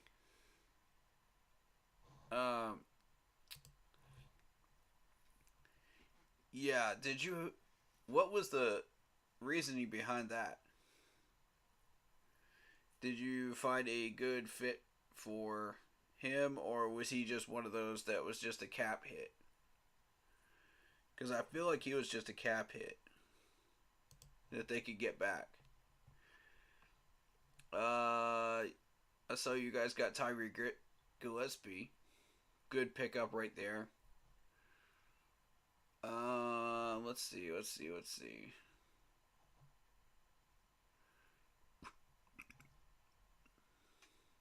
I'm interested in let me see something. There was a tackle. There was a left tackle that I was looking at, or a left guard. Donovan Smith. I see Wanya. Wanya was on my draft board a couple years ago. Tell me about Donovan Smith, though. Because I had my eye on Donovan Smith for a few weeks now. And I like the contract. I think that there might be something there. If Oh, it's because they might sign J.J. Jettis? Ooh, okay. Okay. But you got yourself a 6'6", 338-pound guy right here. 9 years in the league. You know, entered in as a second-round pick. So, I mean, if we can get a guy like that for a third-round value, if we were to trade Brian Burns to you guys, I think that would be an excellent pickup through that trade. You know, we would, of course, ask for a first, you know, starting out in that trade offer. But we're looking for that a first-round pick. But bottom line, we got to start out with that. 32 would be a little bit late to be picking up somebody, you know, in the first round, but we could still get something. There's a lot of offensive linemen to be had, and that's why we're looking for like the first group and the second group today. So, I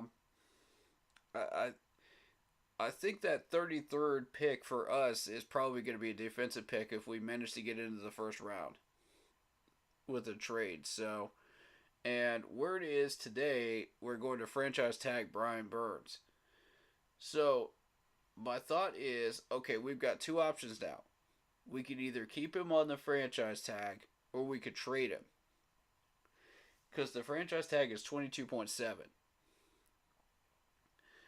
Now, the Chiefs do have enough money to handle this. If you guys are interested, how's your pass rushing looking? Would you be interested in him? Because I would love to have Donovan Smith. I would love to have this dude. We need a solid left tackle. We need a grown man on this offensive line. Do you feel like he's going to get locked in? Do you think he's not going to go anywhere? Chiefs, can you? Because that's what I want to know is from somebody from the Chiefs fan base, you know, to really confirm that. I really do think he's a immovable mountain on that offensive line. I was watching him all last year, and I really, really enjoyed what I saw. Good hands, good footwork, good technique. You know, he's lasted in the league for 9 years for a reason. You think you'll keep him? Okay.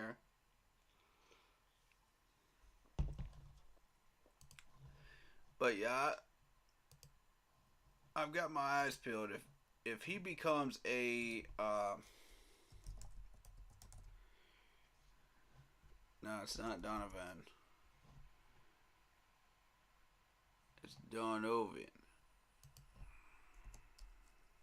Okay.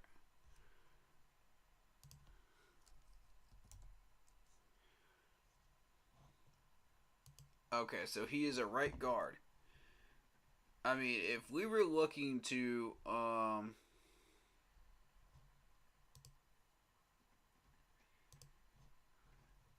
if we were looking to oh, it's Williams. Okay, it's what we're looking at Donovan Smith.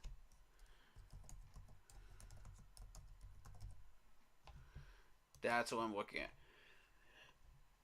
We're looking at trying to replace Icky or get somebody solid on the line to where we can put Icky in second string. And I think with that contract, it looks nice. You know what I mean? So at some point down the line, like, it would be really interesting to get a guy like that. And for 2.7, I mean, we could afford that for sure if he shows up on the free agent list. Although I do think you guys probably will re-sign him because Andy Reid has a priority for the offensive line, of course. So a guy like that, I think he's going to want more money. And that's why I kind of targeted him a little bit and saw him.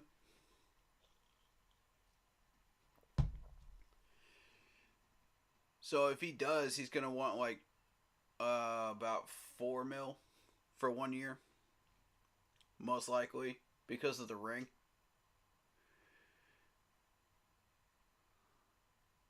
So I don't know.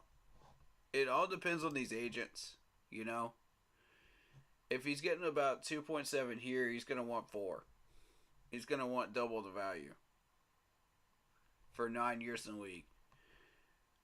And I'm surprised he's only getting paid that much.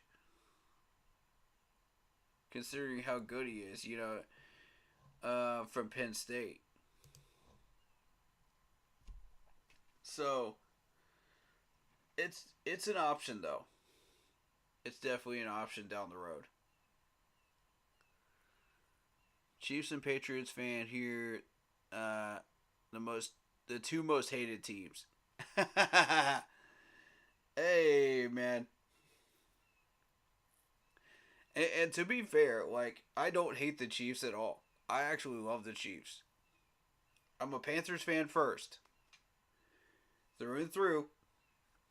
But I do really love the Chiefs, man.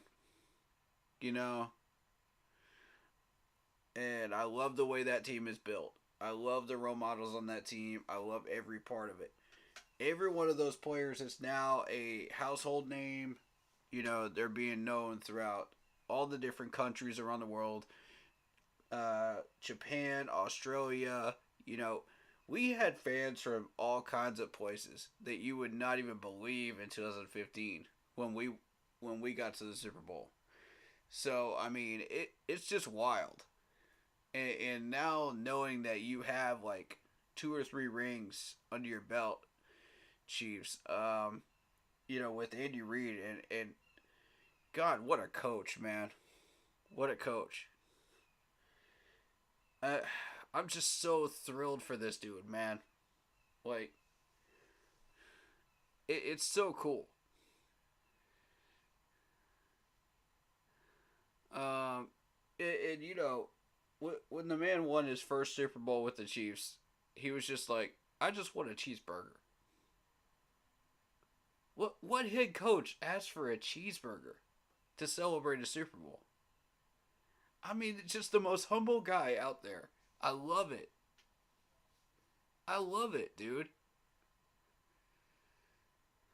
Like, he's not out there just like showboating and showing off the trophy and doing all that other stuff that any other head coach would be doing, you know, or acting professionally. You know, he's just like, I just want a cheeseburger. I'm like, who is this dude? And he's exactly who you think he is. He's exactly who you thought he was, too. You know, from back in the day with the Eagles. Same dude. I mean, he's just a really kind and gentle guy. And just I love the mustache. I love the huggable teddy bear type personality, man. It's amazing. You know, Andy Reid's just a real one, man. I love this dude. He's one of my favorite coaches that I've ever watched. Definitely in the top 3 favorite coaches.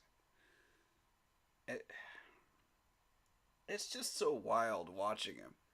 You know, with his struggles with the Eagles, and I was just like, if this dude ever finds like the right roster, he is going to start a dynasty.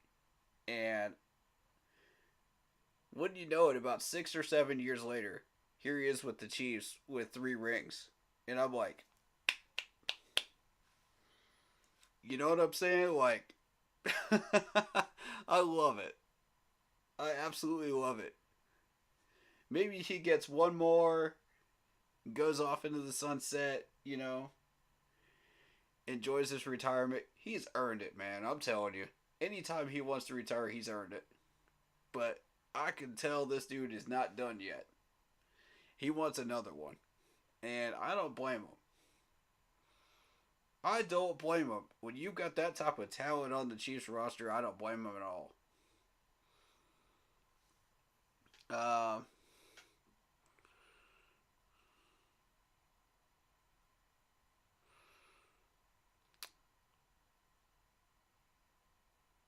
So, I mean, I got all the love in the world for the Chiefs.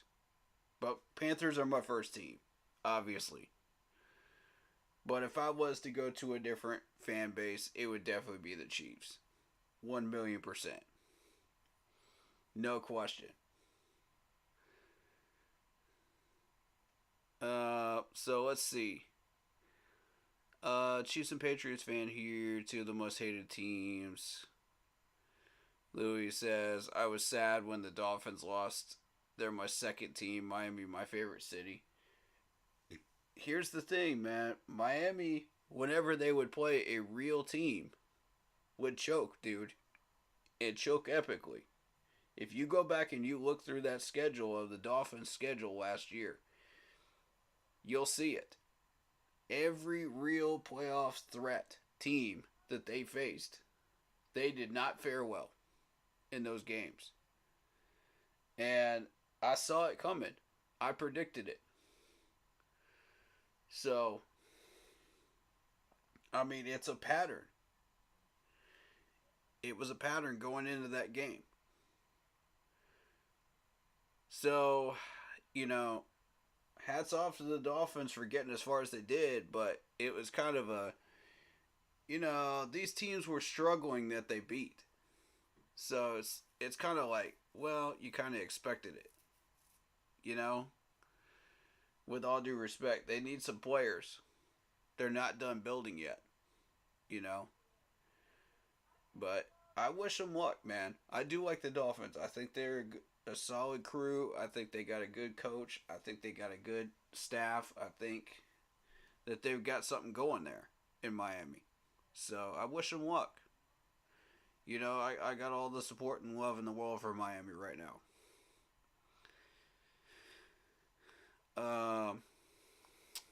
Let's see.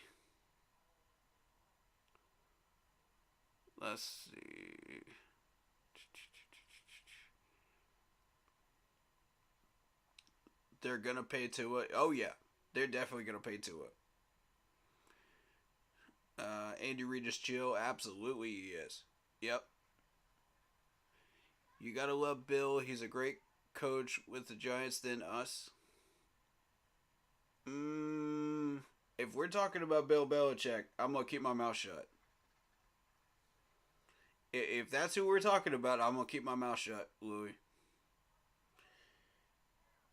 Out of respect for you, and out of respect for the good Patriots fans out there that are not,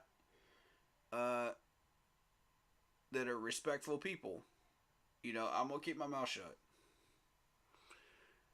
But anyone that knows me knows I have no love for Bill Belichick whatsoever. None. I can't stand the dude. But I can't deny the dude has had success. I will say that. I will give the devil his due. He has had a lot of success in New England. But I can't stand the man. We all have that one person or two or three people that we cannot stand in the league. So, I mean, let's just be real about that. Tua had an unreal year. Give him that. He was Pro Bowl. Yeah, absolutely. He absolutely deserved Pro Bowl status. It wasn't his fault that they were losing those big clutch games last year against competitors. Really tough competitive teams. So, but those are the games you got to win if you want a Super Bowl ring. You know what I'm saying? Those are the ones you got to win if you want to get past the divisional playoffs. So, you got to move, man. You got to do what you got to do. to get there. So, and they didn't move those mountains, you know what I mean? So, they faced up against those mountains. I give them credit. They did. There were a few close ones. But they didn't move the mountains. That's the problem. And that's why they got stuck. That's why they got stuck right where they were. Broski, what's up? Whispers. The Dolphins coach is a dork. Alright. Nah, be nice. The dude's smart, man. I like him. Are you saying dork as in smarts? Or are you saying dork as in you're making fun of him? Now, which one are you inferring here? Because there's two different meanings to that. Because I just want to be real about this. If you coming in here making fun of people, man, we gonna have to say no to that. All right, we have to calm that down a little. Much love to you.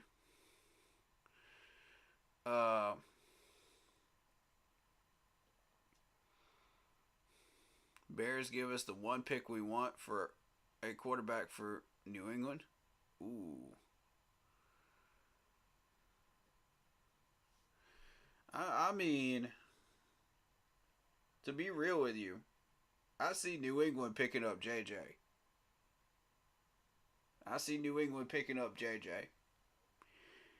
After what I saw yesterday, that dude can ball. He can definitely ball. He's an accurate thrower. I can see Bill Belichick or any New England coach that has been put into this new staff of David Mayo looking at him.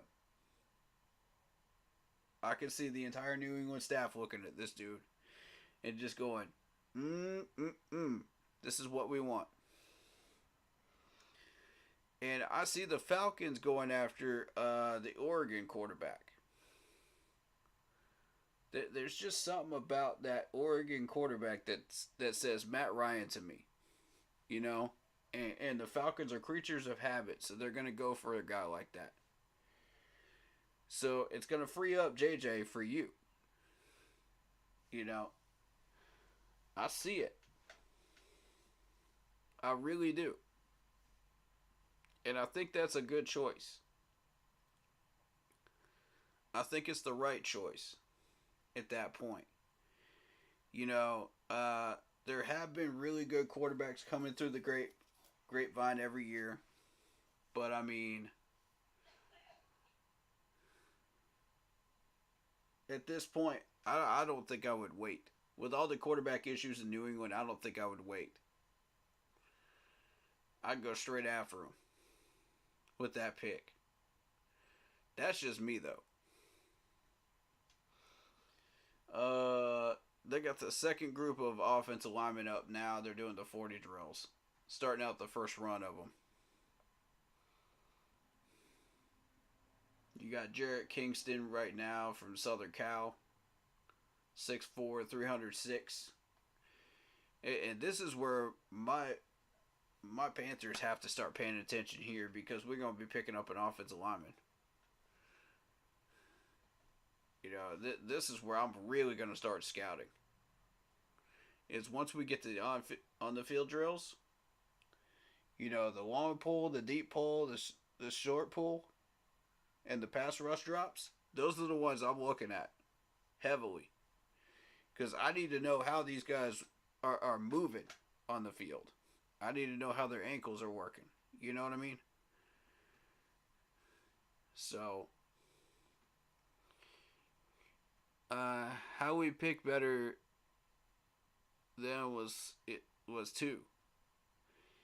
Yeah, I see y'all going after JJ, and with y'all going after JJ, that's gonna give Atlanta the Oregon quarterback. Which, I mean, honestly, even if Atlanta was picking before you guys, they would still pick that Oregon quarterback. I still feel that way. I honestly do.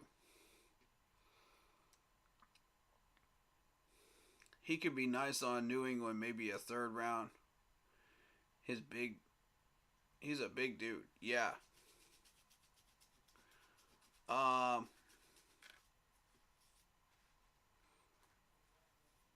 You talking about the offensive lineman from Southern Cal?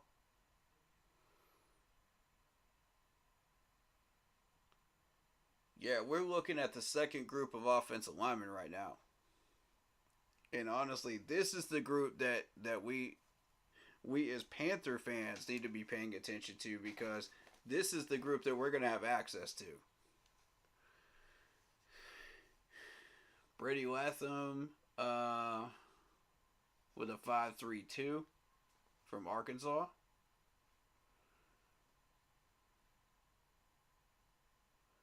All right, you guys probably would be paying attention as well with New England, because you might be looking at a third round offensive lineman too.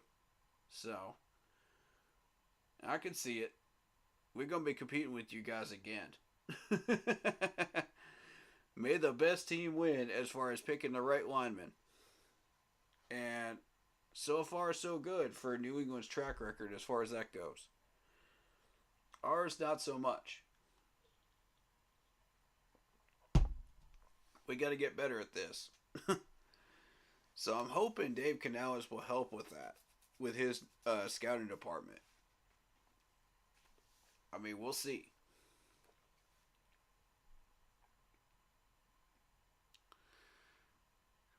New England is set up so nicely with number 3 and 34 plus 100 million, like I said yesterday. Yeah, exactly.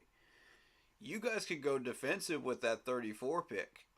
There's going to be a lot of defensive players on that board at 33 and 34, because we're going to be sitting right up in front of you at 33. So whoever we don't pick, I highly encourage you guys to go after at 34, because that's going to be an immediate impact player for you guys. Now us, we got our set sight on Jenkins. I think the general consensus right now for the Panthers fan base is Jenkins. Of course, you're going to have Jeremiah Trotter Jr. sitting there as well. That could be a real good piece for you guys at linebacker. So, I mean, there's so many options, dude. Whatever escapes the first round, both our teams are going to be heavily looking at those players at 33 and 34.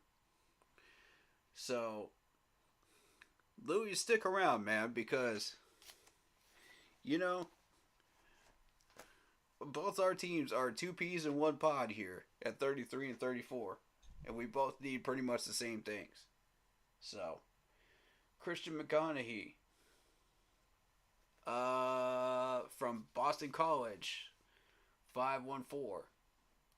Alright, so now you're going to be starting to see like the 5 point whatever it is, you know, with the second group.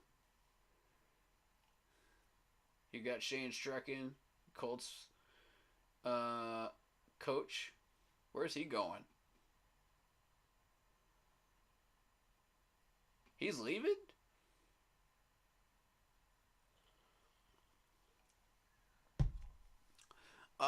Do we want to trade up for Harris? Harris is in which Harris?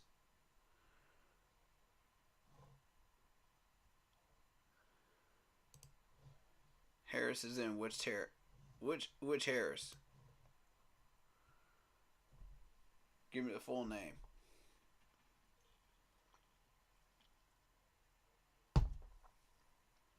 And what position he plays. Alright, we got another NC State offensive lineman here. Dylan McMahon. Oh, Marvin Harris. Okay. Dylan McMahon is 6'3", 299 from NC State. Let's see. This is one I'm paying attention to because we like our North Carolina people. We heavily like our North Carolina people. He's due to go 4. Oh, there's Ozzie Newsome, the Ravens VP.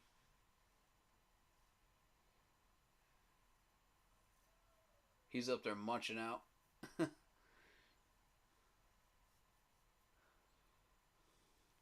Yeah, let me keep an eye on this dude real quick. Let me see what he runs. Now they bring sandwiches to you, sir. 510. Okay, 510. Hey, Rich, DJ. All right, so Travis is due to go at number 4 in the first round. I mean, Marvin Harris. Sorry, Marvin Harris is due to go pick 4 in the first round.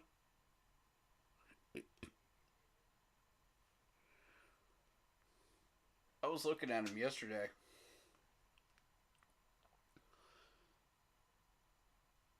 Amarius Mims from Georgia, 507. Offensive lineman. Okay. Do we want to trade up for a wide receiver? No. No. Our goal right now is to, if we trade Brian Burns, we'll have a first round pick. And if we're able to successfully do that, okay, Mims is being compared to Marcus McNeil of the Chargers. The 2006 San Diego Chargers team. Similar build, yeah. I like the comparison. That's a good one. But no. We're looking to get a first round pick out of the Burns trade. And if we can do that, and that's bare minimum out of any trade offers that we get for Burns. The target is probably mid first round for us if we're going to trade up. Trade Burns for that. And we're going to be looking at left guard. Left guard, possibly right tackle. To help out Taylor Moton. In the first round. I just don't see a wide receiver in our first round. That wide receiver class is pretty deep. I like what I saw so far.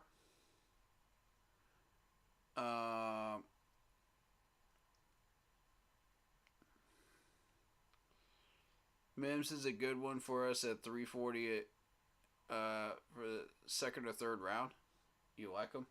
Yeah, I like him too. I saw him too on the list. Didn't he also show up on last year's draft board? I seem to remember that last name. Yeah. I seem to remember that last name from last year. But he stayed an extra year, didn't he?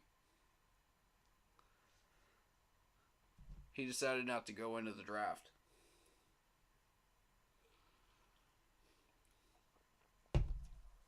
So I never did get my first look at him, in the combine until this year.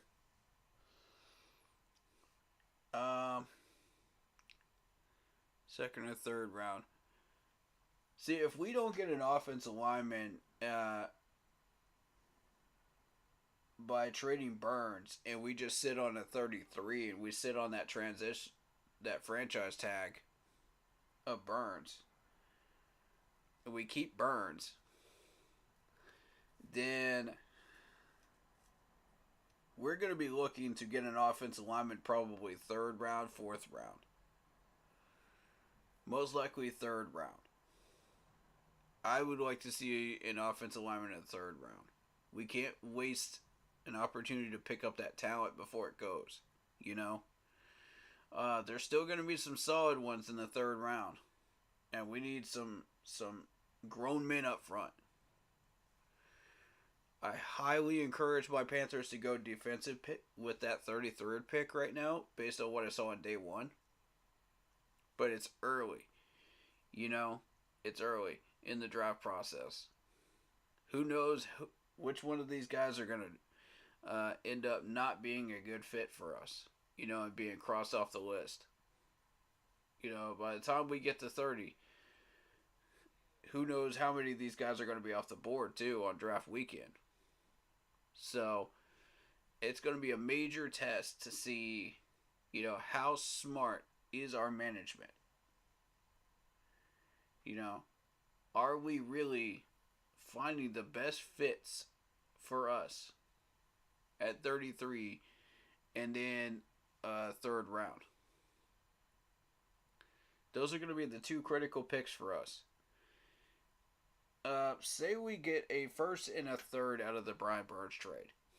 If we get a first and a third, we could then trade the third that we get from the Brian Burns trade for down and get more picks. So my whole thought process is, no matter what, we're probably going offensive lineman in the third if we don't make the trade. That's my thought process here. Because if we go any lower than third, we're not going to get quality guys. We got lucky with Brady Christensen and Cade Mays, but they were not supposed to drop that far. This just goes to show you never know what's going to happen on draft weekend. And credit to Bill Belichick, because he's had a history of with his scouts in New England just finding these hidden gems. I don't know how he did it for so many years, but this dude would just find absolute gold mines. It was impressive, really. I mean, there were some players defensively that he took in those years that I was just like, who? And then they turned out to be ballers, dude. I was like, man, this dude's got an eye for talent, man. That's when I started to figure it out. I was just like, holy crap, this dude's not even flinching. He's reloading. And it's impressive, dude. So I don't know if David Mayo will be able to pull that off or not. We'll see.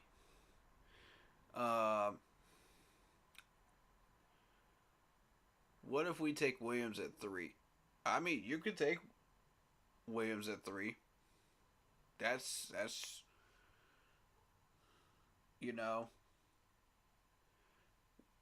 if we don't have a first round pick, we're still going defensive at 33, I think. I think that's the goal there. Although we do have the option of a left guard or an offensive lineman at 33 if we want to take it, but I highly recommend we go defensive based on day one pieces out there. There's so many that could fall to us. I'm seeing at least a half dozen that could fall to us out of the 10 I mentioned yesterday. I could see Jeremiah Trotter Jr. falling to us. I could see Jenkins falling to us. I could see Peyton from NC State falling to us. There's some options, dude. We got some options, dude. So I highly recommend we take advantage of that and not miss that opportunity. Because if we miss that opportunity, there's so many good players that will go to other teams that will take full advantage of that talent and turn them into Pro Bowlers. So we got to have at least one of those guys. No question.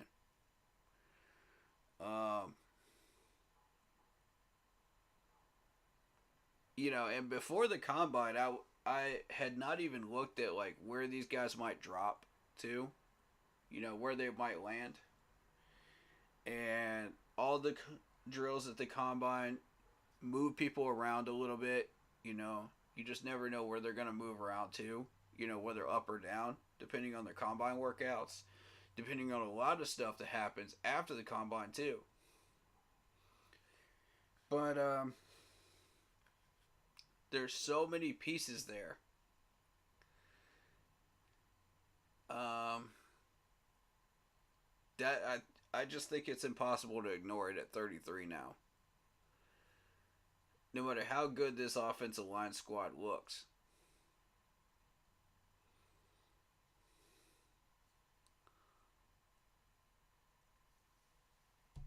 I mean, whether it's going to be a tough call between Jeremiah Trotter Jr. and our guy from Michigan. I really do think it's going to be a tough call. And I'm looking at Antonio Pierce right now. The Raiders are one of those teams that we could start up a conversation with as far as Brian Burns. I can see us talking with the Jaguars. I can see us talking with the Rams. I want to restart conversations with the Rams because they offered us a first and 2 seconds last year. I really want to restart that conversation to see what. I'm really curious to see what they will offer us.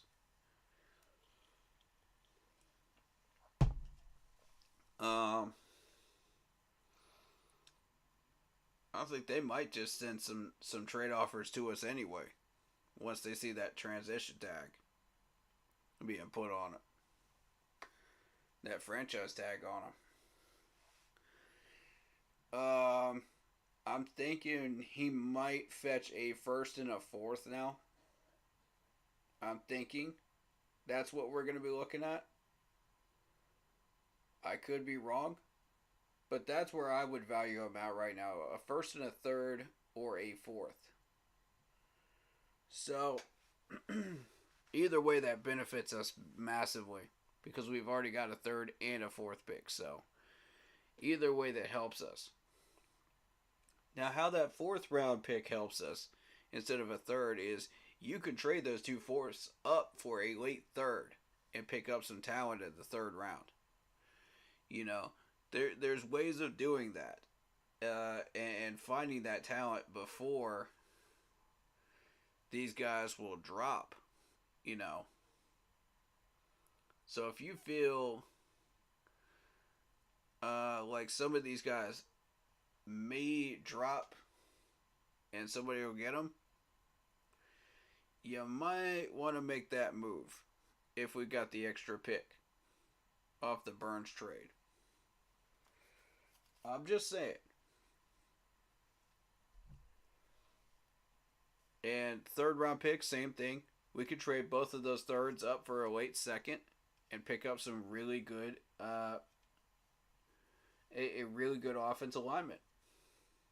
If we feel that they're going, you know, and we didn't already plan on using that first round pick on an offensive lineman. So there's a ton of options here. But it's a very, very difficult decision.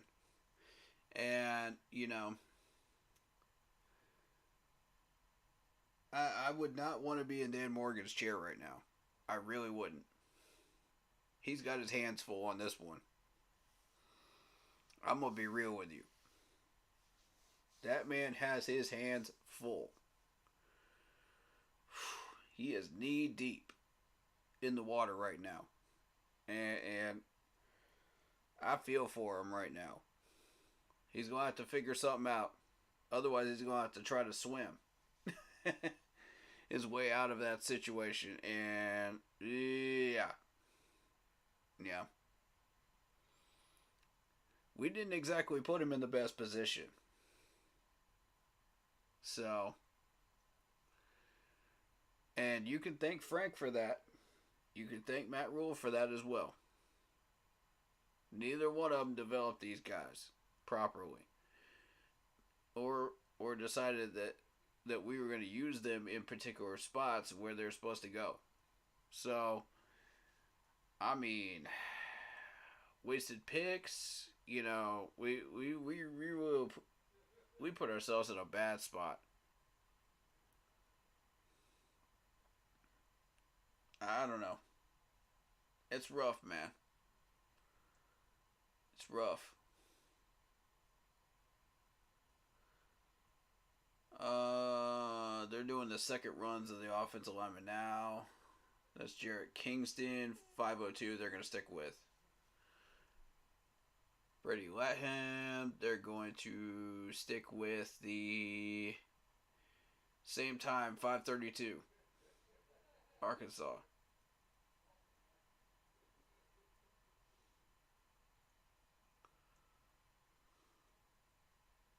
.504 Matt Lee.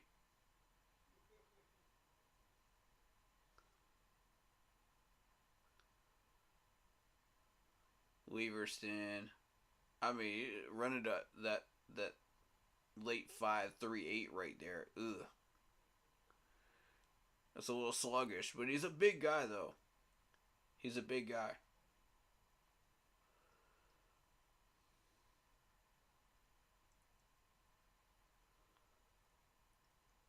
Christian McGonaghy. 5'14".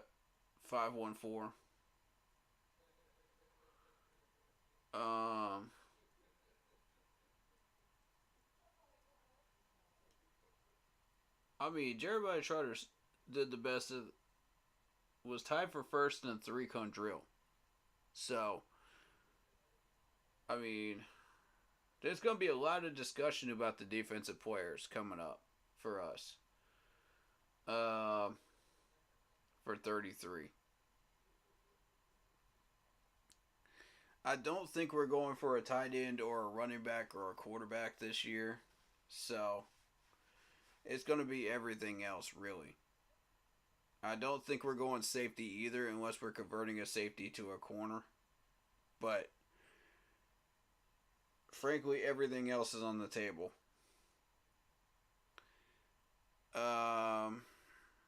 We might even go center. We might go right guard. I don't know at this point. I don't recommend it because I like the guys that we have. But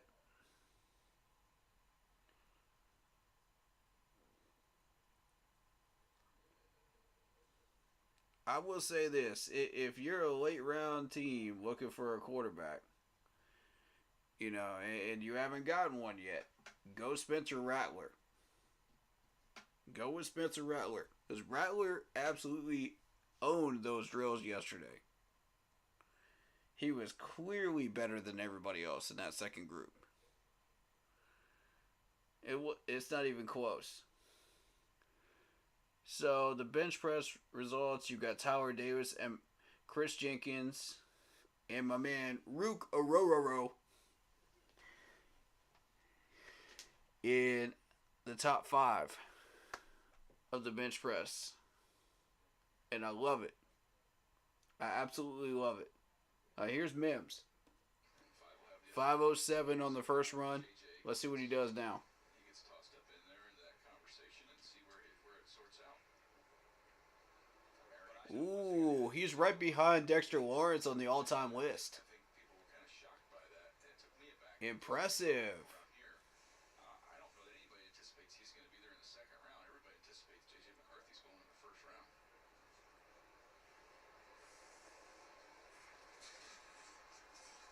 Come on, Mims. Come on, Mims. Oh, he got sloppy. You got to restart. Uh-oh. Calf injury.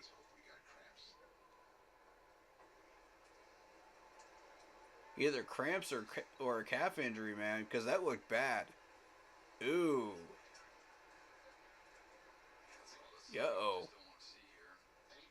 That's definitely not what you want to see.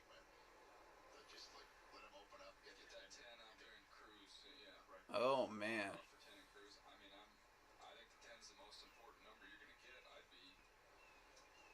be fine with that. I think most people would be.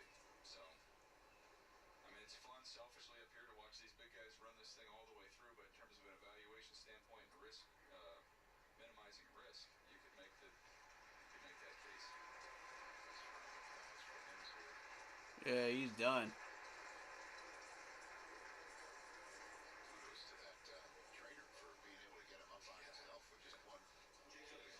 That's a small trainer. Yeah. She was actually able to lift him up. Man, strong. Just why I just brought up. Like, There you go. get to 10. Ladies, that's why you hit that gym. Charles, what do you think about that? You get the muscles. It's a great idea. Hit that gym. I feel like, didn't we go through about a rash of this? You just never know. 4 or 5 years ago, where about every third offensive lineman had a hamstring. You never know what type of job you're gonna be in where you're gonna need something, some muscles and some training like that. You never know. Getting off the ball, especially with these passes. Prepare yourselves. And real quick on the quarterback conversation, look, J.J. McCarthy's going to go higher than what people may have projected. But that number 2 pick with Dan Quinn now as the head coach at Washington, And I know a certain subscriber that would appreciate that right now. because defensive coaches hate quarterbacks who can run the ball like Jaden Daniels. Yes, and it's not, and obviously you can spin it too. No, Yeah, you can, obviously. Who is it? Who is it? Who is it? I forgot the name. You ask them, the one that Oh, scares fan. them, Dan Quinn's going to tell you, not that Drake May can't run, but Jaden Daniels is as close to Lamar Jackson coming out this year as we've seen, and it's in that time frame, and that's what defensive coordinators go crazy about. Yeah, shout out to Pamela Simmons. There you go. Shout out to Pamela. She's a weightlifter. There you go. Shout out to my friend Ashley Day as well. Putting in them workouts. You know what I'm saying? Like, all them ladies. Put in that work. You guys mentioned a couple days ago somebody had like a warm-up bracelet or it looked like a sheet. So I found there was one over here on the ground, and one of the old linemen dropped it, and I found it, picked it up, and just so you guys know, this is the O-line warm-up sheet that they had. Ooh. That's what O-linemen are thinking about with this quarter here. That's how you properly warm up. We sure were. That looks a little. Yeah, I mean, you got to be carb conscious, but you hope Mims is okay. The sad thing for a guy like Mims is like now he can't do the drills because he's tweaked the hammy. Oh, he tweaked the hamstring. Oh, man. Down to a 20-yard dash. Let the guys do their That's the official word. 10-yard split. Tweak the hamstring. And then make sure everyone gets to the drills like you said. Oof. Yeah, if you can't block a guy in the first 10, you're probably not going to get it. He'll be alright. That won't mess with his draft stock, I don't think. Now, that hip injury of Nate Williams, though, that's going to scare a few teams away. They're going to see that and they're going to go, uh-oh. So he might drop late first round before he gets picked up. I could see the Jags getting him. 44 starts at left guard, began his career at Baylor before getting But he was set to get into the top 10, Matt, with that speed. That's a doggone shame.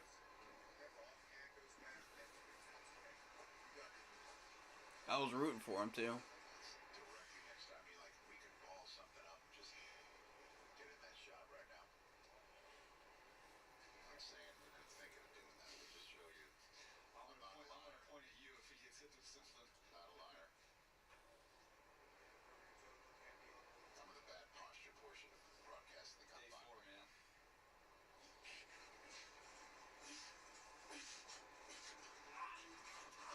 Oh, no. Oh, Prince Pines. Oh, that looked painful. Ouch. Is that a tweaked hammy or is that just something more? Uh-oh. You have to look at the guys that are running next. Might not want to run. Right? You get 2 injuries in a row. Oh no.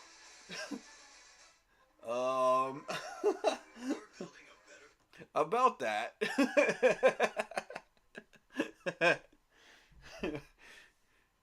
Yeah, I don't want to run anymore today.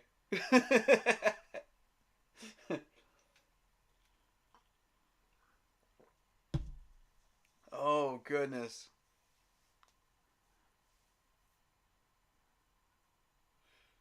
That's not good, man.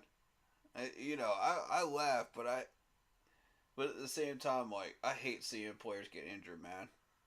Even just combine people. Just getting injured, man. It just sucks. Because it takes away opportunities from these guys, man, you know? And you, these coaches come out to these combines just to look at, you know, are you flexible? Can you move? Can you turn your hips? Can you do all these little technical things? And if you can't even get past the 40, man, you missed a major opportunity to impress these coaches and show them what you can really do. I mean, you only get so many opportunities. You got to take advantage of them. So, with these injuries, you know, you can't really control them, but, you know, to see 4 or 5 of these freak injuries, you know, that are going on during combine, uh-oh. You know, are you taking care of your body well enough? Are you doing the little things right to make sure that you are healthy for these combines? Are you, you know, what are you doing that's causing this stuff? So, you know, some of these personal trainers do a really, really great job of making sure that these guys are ready and able to handle it. And others not so much. They focus more on your athletic ability and training you that way. So you have to be really smart about like how you handle certain training habits if you're a player going into the NFL, because everything can matter. Because you could take away a major opportunity like you just saw, you know, to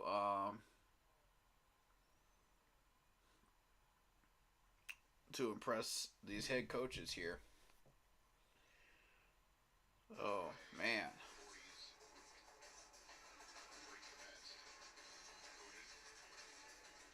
536, Dominic Cooney, Kansas City. The Kansas guy with the Jayhawks. We're back live. All right, all right. I think, isn't it? Ryan Thomas Jr. We just saw Okay. run, and now he's receiving medical attention around the 40-yard line from Oklahoma. And I think we're just seeing, what, an end of the day, long days. A lot of these. They did, you know, and they do their drills before they run, Right, so they get everybody out here. The jumps and things of that nature. So they've done that first, and then you're coming off of a couple days with all the meetings, where sometimes these big guys get dehydrated. You just Oof. get enough fluids in you. Yeah, dehydration could be a thing, that's for sure. This is concerning. I just spoke with Georgia tackle Amarius Mims, who told me he is dealing with a right hamstring injury. He said he felt it right at the end of that last 40. Ooh. He doesn't know how severe it is. Interestingly, I said, "Are you done?" He said he doesn't want to be. He wants to keep going. But now we've just seen Prince Pines from Tulane, the guard, go back into medical treatment. He was actually helped. Yeah, I think Mims might actually be done for the day, man. Incredible job this week. He might be. But helped off by Stanford's Walter Rouse, who wants to be a doctor, and so went directly over to assist his brother, Prince Pines. And obviously now we have another injury, guys, that I'm about to follow up on. But let's hope this trend stops. Yeah. Oof. Definitely hope it stops. Kingsley for BYU. 504, not bad, man. There you go. Roger Rosengarten decided to just stick with it. I can understand that. You know, you're competent with Penei Sewell, huh? That's a nice comp. Well, no, I mean, this is, Oh, wow. this is his cousin. So They're comparing him with Penei Sewell. is on another level, but the numbers, when you spit them out, it's just great when you're Oh, it's his cousin. Okay. very identical numbers. Gotcha. So, you know, Penei obviously is Wow. Premier player in this league. Thomas Kingsley's going to keep the belt. Who we should have drafted, by the way, which still pisses me off that the Lions stole him from us. What are the Bengals going to do? Get Burrow a receiver or get Burrow for God, I'm still salty about that one. receiver? And it turned out to Even 3 years later, man. Still mad at that one. it's just I just bringing that up just because of the Sewell conversation. And then of course Sewell was there for the Lions to take in the next pick. Still mad at that. And just amazing how the draft works out sometimes, right? No doubt. And the Sewell numbers. Amazing by foot. Yeah, it wasn't so amazing for us. It wasn't so amazing for us. We missed out on Penei Sewell, man. Man should have been a Panther. Chargers choose, the Giants at 6. Oh, God, I'm sick, man. A lot of needs. That made me sick to my stomach when I saw that pick go off the board. I was like, oh, my heart dropped. I'm telling you right now. I'm still mad at that. Y'all just had to rub it in, didn't you? About the Penei Sewell pick, didn't you? You just had to do it, NFL Network. Nobody asked you to do that. Keep pounding, brother. What's up, the real Sunchild? Yes, sir. Welcome on in. Caden Wallace, BYU, 5'16". Alright, so here we go. Offensive lineman drills. This is what we came here for, ladies and gentlemen. This is what we came here for. One of these fine gentlemen will be a Panther. One of these fine gentlemen that we are about to watch will be a Carolina Panther next year. Let's go. Which one is it going to be?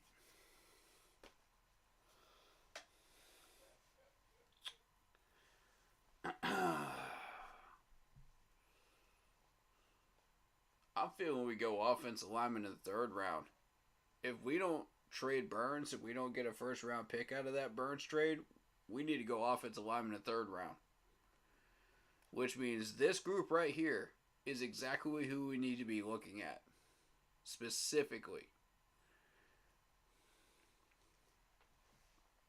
Now, if we do get a 1st round pick, then it's going to come down to one of those guys that we were scouting earlier today.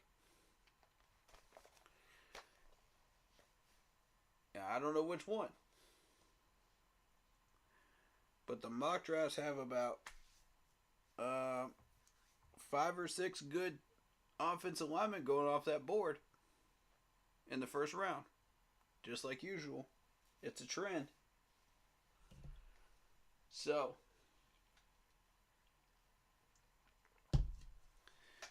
what I'm watching for is, as we go throughout March and April, which mock drafts are going to have, official mock drafts.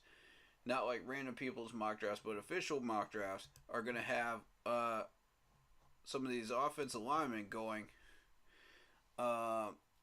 mid-round first. Just in case we do get that 1st rounder for Burns. Because that's going to tell us exactly which teams we need to hunt for in this trade.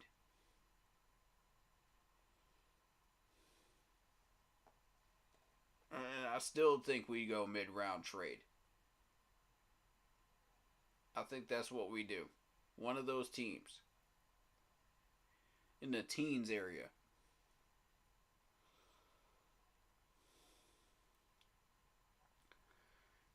Rams, Oakland, the Raiders,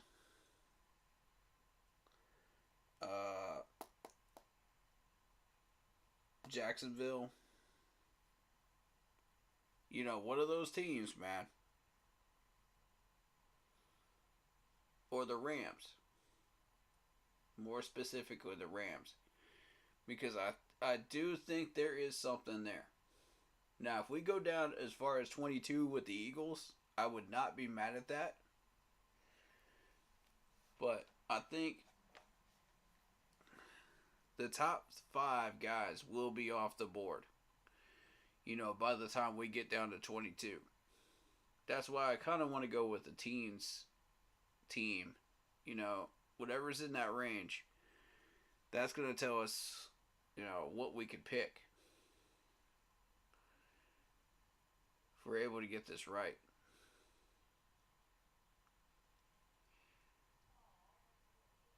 Alright, run game mauler. We're looking at, they're highlighting the Alabama right guard at the moment. No, right tackle. Right tackle. So, alright, here we go. Wave drill. Is to show some reps at left tackle. He is a natural left tackle, you guys, but obviously with Evan Neal, you move to the right side where he's kind of been. So he's been doing quite a bit of training, getting back down into that left tackle stance. Taylor Long down there, along with Sean O'Hara, Charles Davis, Stacey Dales is down there. Good to see you. Let's go work, guys. Take care. Everybody's introducing themselves to one another. You guys doing what we all want to do. And we're going to go out there for an on-field drill. And by the way, I know Michigan gives up yards. Yes, you're okay with that? Points, you know what I mean? Like, I understand that. I was anticipating The what was opponents coming. win reps, Okay. snaps. Let's see. I'm aware of that. I was Okay. anticipating the fall. Alright. Alright. Good, good, good movement, Jerry. Like it. Now we got 2 Lathams here, right? Yes. This is Brady Latham, and then JC Latham's coming after this. This is the wave drill. We're back at it the second Brady time. from Arkansas. See, this is an athletic movement drill. This is functional movement. How well do you change directions? Are you raising up when you're going left to right, forward to back? Can you stay low and you follow directions? Now, AJ, you just showed that XO on Latham. He's got a lot of power. I think he can really help himself in these drills because there's sometimes where he's on the More of a power back. A power lineman right there. that athleticism that Stacey was even talking about. Yeah, 4th and 5, last play of the game. Alabama, Michigan would be one of those examples. I want a guy that's balanced. I want a 60-40 pass protector. Off the ground has nothing to do with football. Predominant. How quick you can get off the ground, and all these guys are thinking get back and forth, left and right, as fast as you possibly can. What they need to be focused on as well is bending those knees and bending those hips and showing. Nice movements. It's very easy to get tall on this. How Good, Wamea. disciplined can you stay to keep low in these pressure Good situations? movement. Down on the field. That's what you like to see right there. Down there next to Taylor. Very good movement. One's on the way to the Bahamas and the other one's on the way to the Alps. Nice. Okay, Matt Lee. Good movement there. Again, I think For a Miami guy, he can move fast. Look at that. My goodness. All right. I mean, that famous Garden State sunburn, Okay. that everybody seems to have around late February, early March.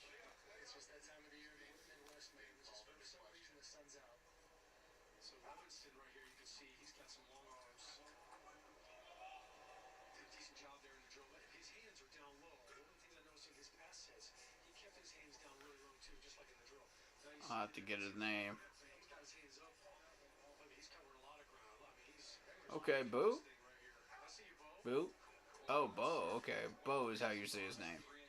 Started 41 out of 49 games. It's a little bit easier to keep those things up there. Nice.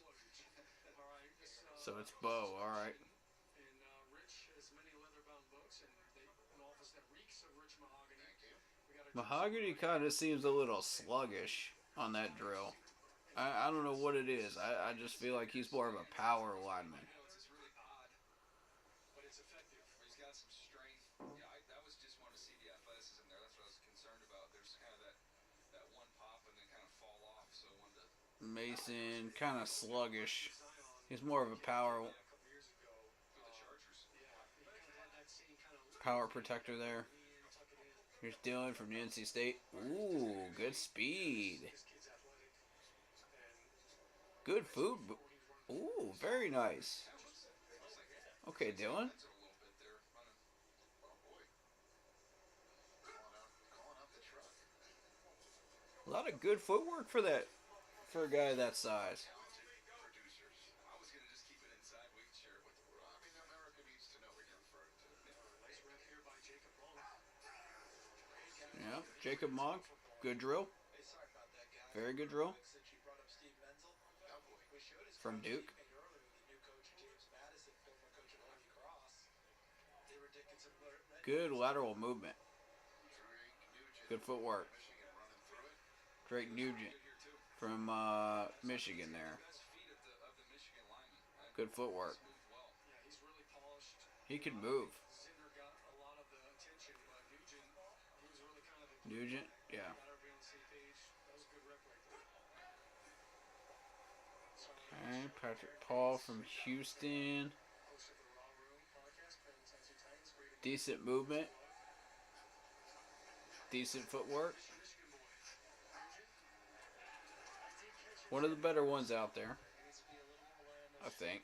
gain ground with that step coming out of transition. There's JP. Okay. Not to be confused with JP. Needs to gain more ground out of the transition.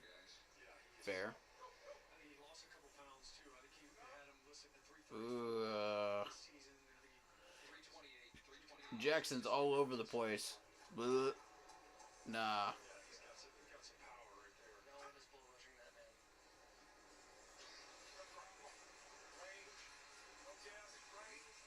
Range. Range. Range. All right, Dominic. What happens when they get their hands on you when your feet are Kansas. On a low light reel, brother. Getting up on your back like you started the drill. Not too bad. Ooh. 2021. Leighton Robinson got some feet, man. Look at this dude move. Look at this dude move, man. How many did he get that day? Okay. He got in total 5. Now I will go on record saying I gave up 2 of those 5. Okay. It was a rough 2, and also I like that. rushed me and I fell down. That's how bad the day was. All right, here's Rosengarten. I kind of felt like How were your feet though? well in You know, in the next few drills, that's what I want to see. plays on the opposite side. I thought All right, Roger did all right. Hey, if you're an Alabama fan and you're seeing all the Huskies See that have Walter. come through here and how well they've looked, you're feeling okay. I know you just lost the GOAT and Nick Saban, but they've got a lot of Husky players. Dang, Walter can move for an Oklahoma dude, man. He must be a run blocker. I think he's a run blocker. God, look at the smoothness. Beautiful. He doesn't have any cankles out there, you guys. Beautiful drill, man. Kingsley. BYU, okay. I like that. You're starting to see a little bit of a separation on this drill. I would agree with that. That's a good thing. With Laga and Fatanu, those guys were Okay, pretty Nathan Thomas, Raging Cajun. Good movement. Good footwork. Like what I see there. Ooh. Charles Turner from LSU. Dang, man, that move. That dude can move. Oh, snap.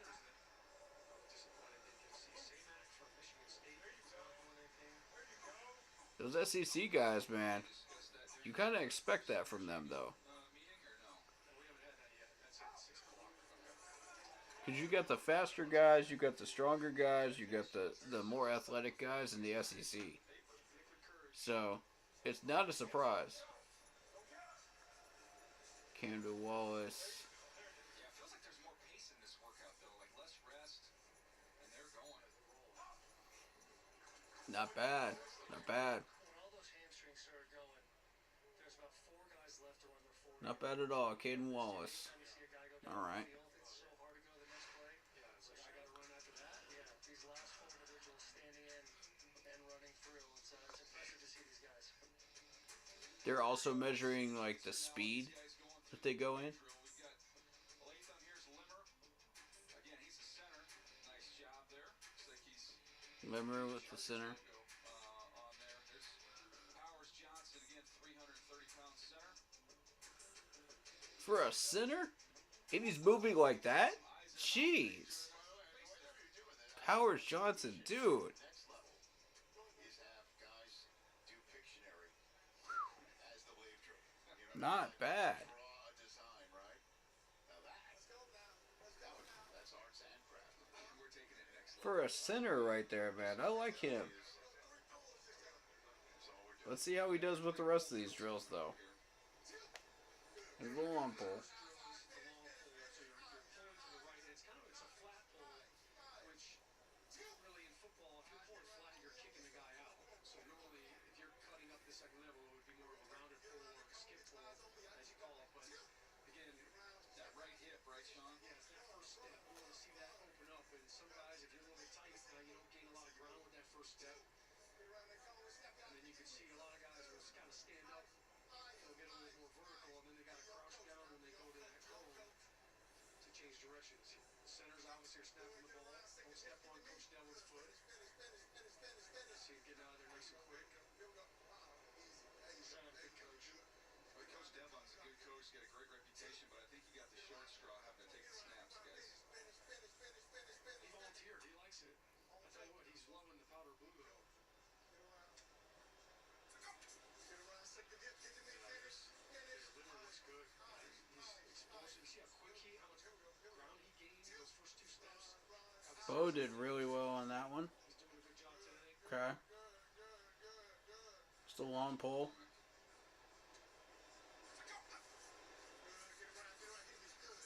The pace has picked up. They're rolling here, I man. wonder if there's some flights that some people have to make.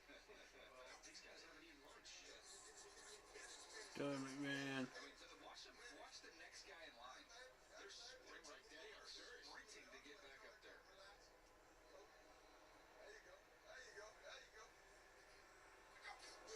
I like him. Like he seems to do everything well. He's played a bunch of different positions. Ton of football to do. Yeah, right guard, center, right tackle. He did it all.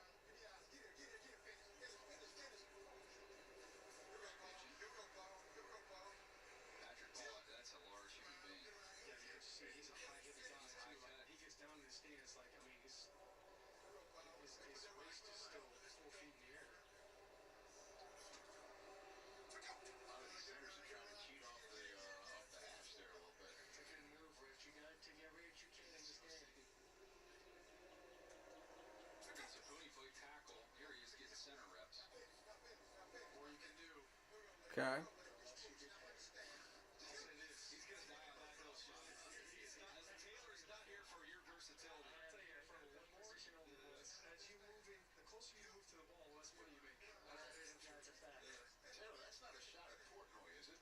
What's that, the more you do? The less you get paid? Oh, no. I think he's doing just fine. Just want to make sure. No, you're doing a lot. Hmm. Podcasting, you're doing the Olympics, you're doing all sorts of stuff. So again, they're testing like the hips, the turn of the body on the long pull. How are you adjusting? You know, The last one, like most guys, it's one speed. Like he actually, they're testing the speed as well. he's been impressive in these drills. They want to know like how quickly can you get your head turned. You're here in the group. Boys are starting to get excited. Well, that's Dan Frank Ranger right there. He's a stud center. Yeah, powerful center. Do they ever play small people at Georgia? I mean, their offensive line is enormous. Taking a break. Yeah, the Georgia guys are always big. They've already got the lather going. We're moving into cones are being replaced. Here we go. We're long throwing the other way now. When we come back, we'll show more on-field drills. Cocktails on the table. The all-new Hot Honey Pizza and Wings. It's where sweet meets heat. And the first new flavor to make you say, Pizza! Dude! Don't miss out. Pizza for Hood. Always been active my whole life. Mental toughness was no match for, making bacon dinner How you guys feeling right now? tonight. Is there anybody specifically that you guys have your eyes on in this offensive line group? Who do you guys like? Throw me a name. Throw me a name.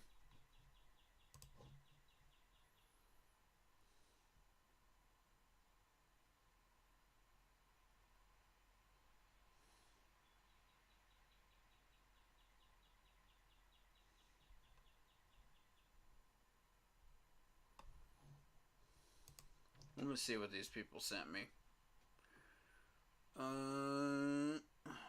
NFL special teams coordinators created a new kickoff proposal that would allow teams to attempt an onside kick only when trailing in the fourth quarter. It would require them to declare it in advance. If the kickoff team declares they're attempting an onside kick, they potentially could be allowed to utilize an unbalanced 6x4 formation to increase their chances of recovering. As for regular kickoffs, the kick and return teams would line up on the receiving team's 40 and 35-yard lines and not leave until the ball is touched or reaches the target zone, 20-yard line to goal line. Touchbacks. If the ball is kicked into the end zone, the receiving team gets it at the 35. If the ball is kicked into the target zone and rolls into the end zone, the receiving team gets it at the 20. The rule proposal would need to be approved by the NFL owners and would be voted at the league annual meeting March 24th through the 27th.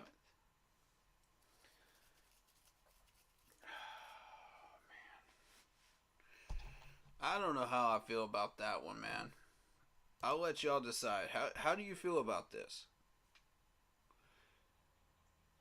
So now we got the deep pull. The deep pull, now the other direction. Good catch. Daniel Jeremiah to my right. Charles Davis, Stacey Tales. Taylor Lewan and Sean O'Hara on the field. I don't think we're exaggerating, Rich. This is a totally different pace. It's moving. Yes. Set.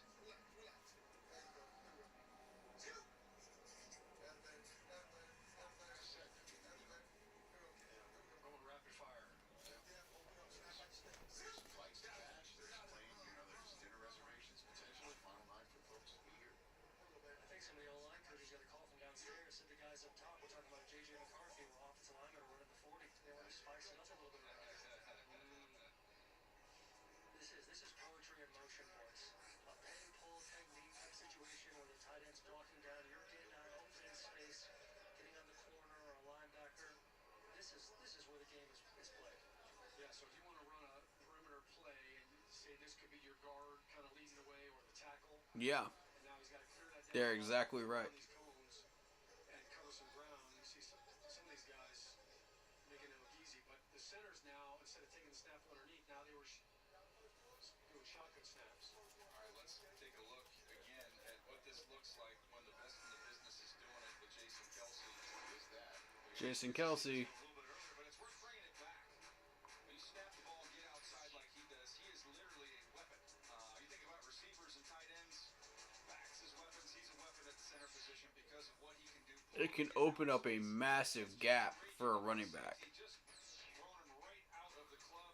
This is a very critical drill right here. Here, it doesn't matter if it's a wide pull, tight pull. And it's used a lot in the NFL. Show off the athleticism, but A short pull. weapon is it? How much of an advantage is it? And if you're looking at all 32 teams, how many have a guy that can get out and get out in space and do those things, and how much of an advantage is it to have one? Yeah, it's huge if you got a guy that can do that because, the athleticism that Kelsey shows right there, look, not everybody can do that. I remember watching film back when I was playing on Kevin Mawai, when he was playing for the Jets, and Curtis Martin, who was leading the way. He kind of What do we got? out in front, lead the parade, but Kelsey's so special. No doubt he's taken the center position to new heights, if you will. I like when you see centers, it's not just getting out there is half the battle.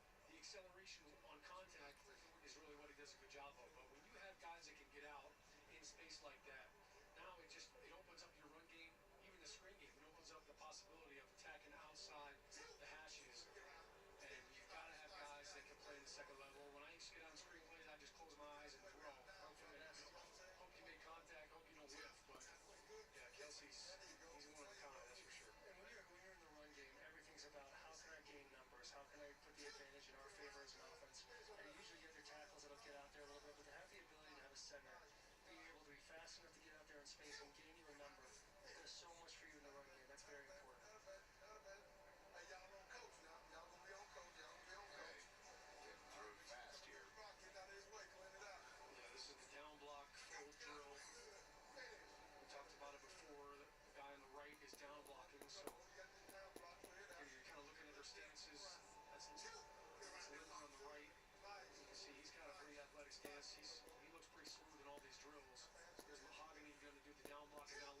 Okay. Tripped on his foot right there. So Ooh. it's kind of one of those things. Limmer with the stance there. A lot of work for these tip drills. And you Messed want him to do up. it for that exact reason, so you're not tripping on each other. Look at this drill. It's Didn't even allow a quarterback hit in almost 4 Slightly sloppy there. snaps. That's impressive. I mean, very impressive. It's hard to do. what a number. And the ability to keep your feet when you do stumble in a high pressure situation almost is better than just doing it so smooth. Now you're a little Dylan bit worse. McMahon. You can move around a little bit, get that turf monster and get out of there. McMahon's had a Looks nice good. day. Yep. Yeah, he looks good. He got the Steven Seagal thing going on too. I like it. He's above the law. Yes, he is. He's under siege. There you go. You can't call him. You can't call a penalty on him. Oh. There's a fumble on that exchange, by the way. Yeah, Jacob Mock. At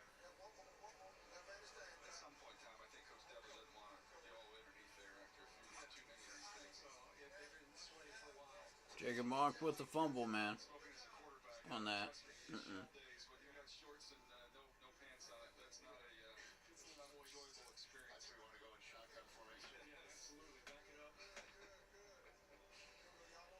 there's Thomas Johnson right here. I love the report from Stacy that he likes to sing. He's alto, Celine Dion that I hear. Yes. A little hello from the other side. Yeah, this drill will go on.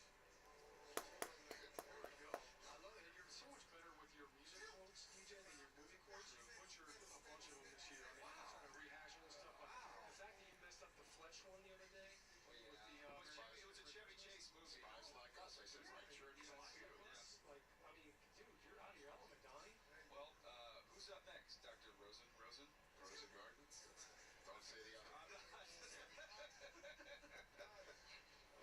PJ, you gotta up your movie quotes. I stopped watching movies 25 years ago. Clearly. Which is 10 years after Mayock, so Yeah, that's true. Keeping it current.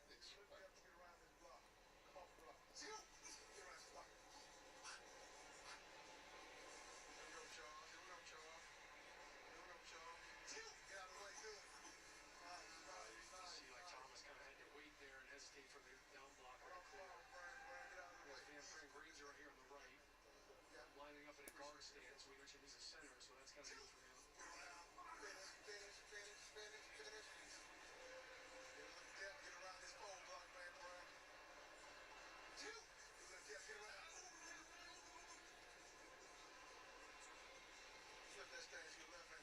shorter pole here. Kingston with the bling on their cleats right there. I don't know if you guys can see that. Oh, that's the front angle. Got 24 carats right there. Taking a break here. Moving on to another drill. JPJ with the bling. When we come back, more on-field drills as promised. All right.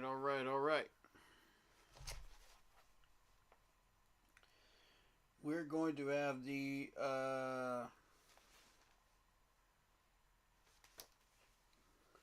deep pull, the short pull. I think we did those already. Yep. Okay, so we got the pass rush drops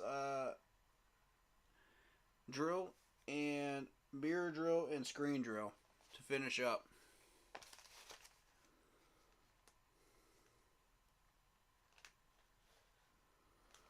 All right. Pass rush drops.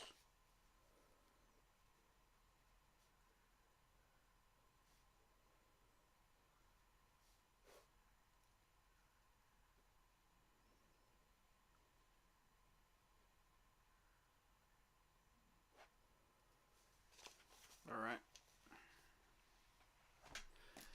I'm going to use the restroom. I will be right back. Hit that like and sub button, please. Be right back, guys.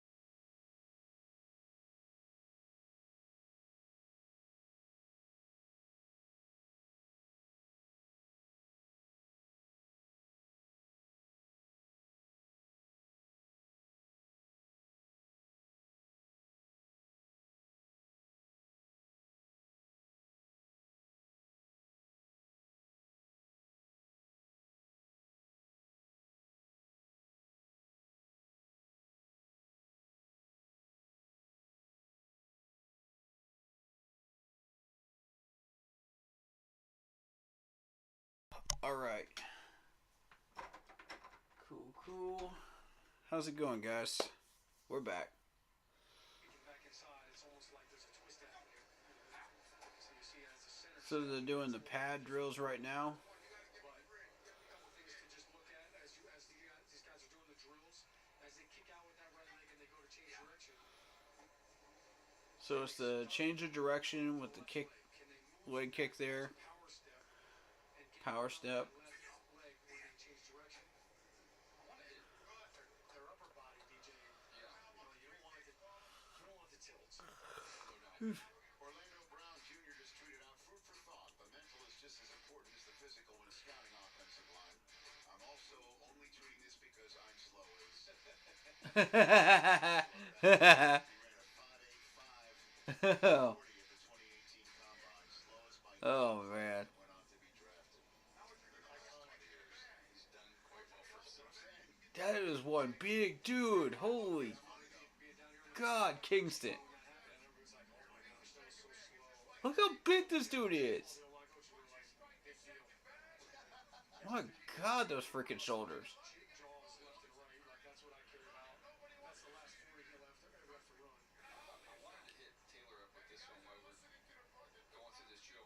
Taylor, Oh my God. connection between your feet and your hands. I mean, I think it's tough to explain, but you see guys when you're watching them where they're kind of segmented, they're not connected. But how important is it to be connected with your hands and your feet? Yeah, you just get overall body control is so incredibly important. It's such a unique position being in a pass. Oh my set, God. it's not like your Dude. mechanics where if your left leg is up, your right arm's up, and so on and so forth. So it takes a lot of repetition, both mentally and physically, to get your body so you're not leaning one way or the other, and then having your hands work with your feet. That's just drops. That shows this drill off great when you're able to take a pass set, punch the rusher, and then get back into Here we go. a linebacker or a free man running on a 5-man protection. So that stuff is obviously extremely important. I was telling Shawnee in one of the breaks when I first got to the league, I didn't use my hands at all at Michigan. I was just all feet and everything. And great Mike Sullivan, assistant offensive line coach of the Tennessee Titans, taught me. He's like, listen, you got length, you don't have the biggest lower body, you've got to use your hands. And so it's all about getting both of those things to work together. You can't have one without the other unless you're, Orlando Brown and you're able to be that big and just absorb stuff. So this is a very important drill for these guys. Stacy? Guys, I just watching Jeff Stoutland. I mean, you guys know how great he is, but this is invaluable for these players to have somebody of his prowess and teaching ability. And I bumped into Coach Stout in the hotel last night, and his face lit up when it came to these O-linemen. Make no mistake about it. Like, he's getting a bird's eye view, and he has a very specific process when he prepares for the draft. Like, I'm sure a lot of these O-line coaches do, but he's got his own board of just these O-linemen, and he has very specific tendencies and almost a scripture about the way he goes about grading these guys. So it's kind of a win-win when you think about it for both him and these athletes. Yeah, that's a great point. I mean, for these guys to know that they're getting coached by one of the best in the league, look, they're hanging on every word. Like, you're soaking it all up because, playing offensive line, like Taylor was talking about, it's not a natural position. You have to work through your craft. You've got to hone your craft, and it takes time, man. You can't microwave it. Like, you got to put it in the slow cooker, and it's got to take time. And I know these players appreciate that, but yeah, for Stout and for all these coaches too, like, they love coaching. Like, this is being on the field with the players is why they do what they do. It's not because they want to watch film until 2 a.m. and draw up different blocking schemes. Like, that's just kind of the stuff that comes with it. But being down here in the field with these young guys, impressionable guys that are so eager to listen. Look, once Taylor Lewan was in the league for 4 years, you couldn't tell him anything, myself included. But these young bucks, like, they're eager, they're soaking it up. Keith Carter holding the bag, the inside bag, can attest to that. When he came to the Titans, he could not tell me nothing. Hey, Sean, you see the Patriots Dynasty documentary? You seen it? I have not. You made them so sad. What happened? You did. Back in the day. Took them out. Yeah. That was, but in that documentary, though, it's a sad moment in the documentary. I'm sure you would feel differently. Yeah, I would absolutely disagree. I'm sorry, I'm not sorry. They had plenty of other opportunities. No, I know. But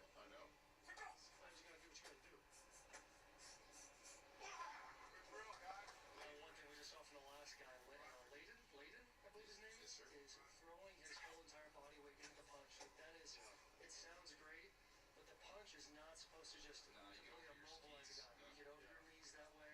It's all a timing thing. You want, as your elbows are extending, to be connected with the pad just enough to disrupt the rusher for a little bit. It doesn't have to be a kill shot every single time. Yeah, here's Suma right here. And Taylor, you were talking about the hands and the feet. Like, some guys you can see, when they're kick sliding, it's really easy. It's smooth. And they have their hands up. But, I mean, for some guys, they're taking every muscle in their body to try to get out there and kick slide out. So it's definitely an art form, and you've got to work at it. But the balance is so key. Like, kicking out there with power and balance. You know, we have a saying online where you're patient but physical. You don't want to get over your skis. You don't want to reach out. You want to wait for that defender to come in with the striking distance and then pop it. Shawnee, how much offense do you take to the fact that we had quarterbacks out here yesterday and 18,000 people in here, and we've got offensive linemen today and a few dozen? Don't. Well, I also think of it, DJ, as today's a holy day. So we got a lot of people that are on the seventh day, somewhat rested, but not the O-linemen. They're praying their teams are going to draft a couple of these guys is what they're doing right now. All right, let's take a look at the tracker. Let's do some drawing. Rich likes the drawing on the field. Yeah, okay. J.C. Latham, Powers Johnson, the center. We go from outside to inside. Sumatia, nice job. He's had great feet today. Nice performance for him as we head towards the mirror drill. I feel like that was just a quick scribble just to make sure the ink was worked out. I think that's right there. Absolutely right. Here we go. So we're passing towards the end of the on-field drills. I feel like the mirror drill is going to be the separator. Right here. That and the wave drill. The wave drill is already a good separator. But you had the pass rush drops and the pad popping there for that last drill. Nothing really to react to. They all did a great job with that drill. So, all right, here we go.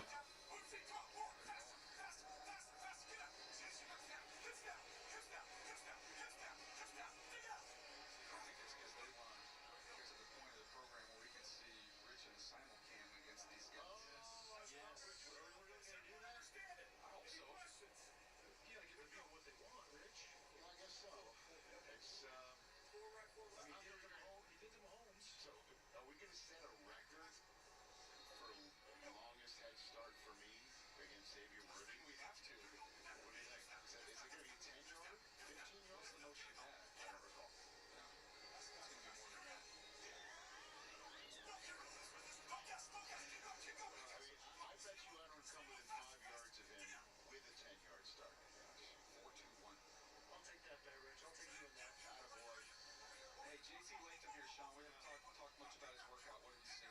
Yeah, I think he looks good. He's huge. I mean, I didn't realize how thick he was until seeing him here. His lower body. On film, he looks big. All these guys look big in pads, but he's thick everywhere. He's got good movement from some of these guys, man, so far. He's thick. There's no other word for it. But I think he's done a good job showing some athleticism. Sometimes guys, when they get thick leg like that, they get a little slow or a little, you know, they kind of have a hard time. You know, his recovering. His lower body looks like Wirf's. Yeah, just the worst. Good comp. Solid comp. Couple of thick guys. This guy Limmer right here, I tell you, he had a couple of nice punches on those pads. You see it too wide right there. Keep your legs underneath you. Stacy? J.C. Latham guy's 18. That's what he wears. That's his shoe size.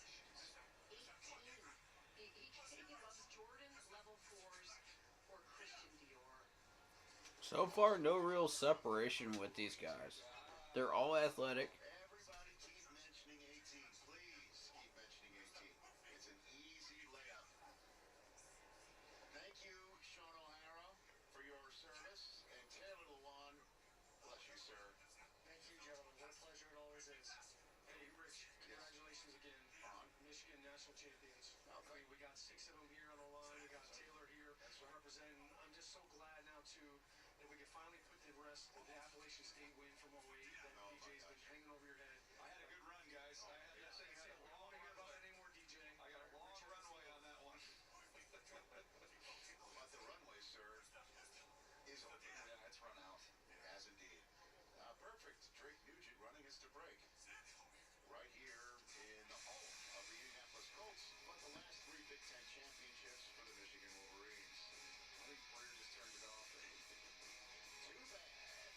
Okay, okay, okay. No real separation on that drill, which is a good thing because that shows me like, if just like the wave drill, you know, if there's separation there after the wave drill, that shows me there's a clear line as far as who should be in the third and fourth round and who's going to be dropping further than that. You know, so it's plainly obvious that they have made up for that separation gap right there, which is good. Tells me we got some good guys here.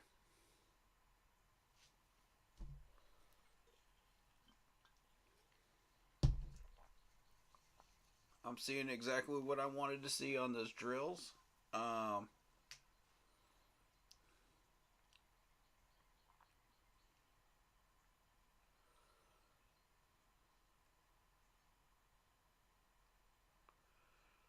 and should we continue to see that same type of thing, you know, going forward, then we'll know that most of these guys are solid. So what we'll then be looking at is like how many games they started at different positions, how many games they started in general, you know, how many pressures did they allow, how many sacks did they allow, you know, and realistically, just who are these guys, you know? Yeah. Are they a good fit? Are they what we're looking for? You know?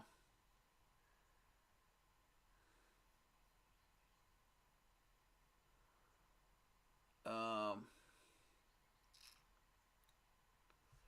are they rock solid on the line? Are we looking for something better?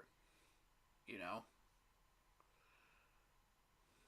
Do we need to look at the first group? Do we need to look at the second group? What do we need to look at? You know? So it's going to come down to a lot of different things here. Technique mostly. I'm heavily focused on technique.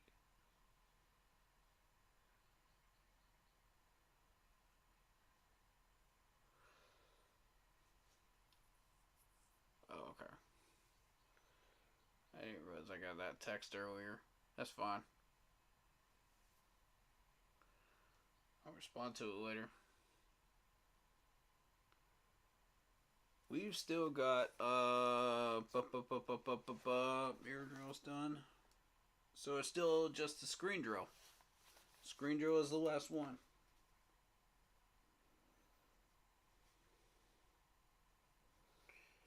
This is the one I'm interested in right here because this screen drill is going to tell us exactly which ones of these guys can handle like the outside pass rush, you know, the shifts. And it's really a combination of all of the pulls and everything that we've been looking at all day. So,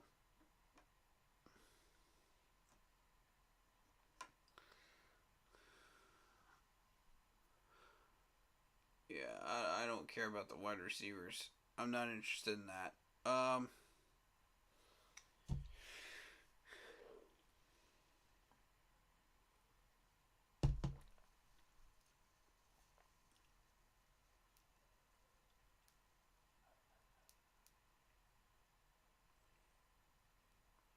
What else do we have coming through here in the group chat?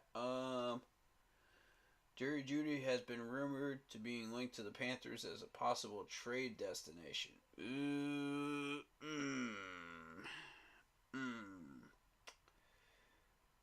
I don't like that. I don't like that. That was rumored a while back, though. What, 2 or 3 weeks ago, though?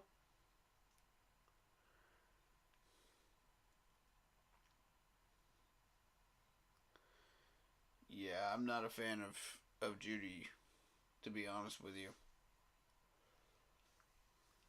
That's not something that would be helpful to us.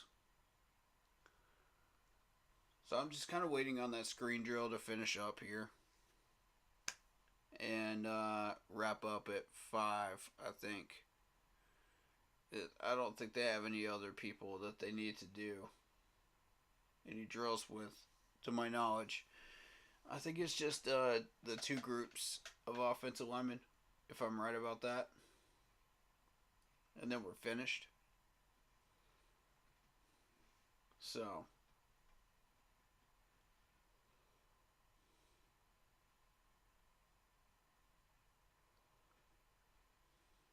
I mean, I'm seeing a lot of like offensive linemen going in the first round with these mock drafts early, you know.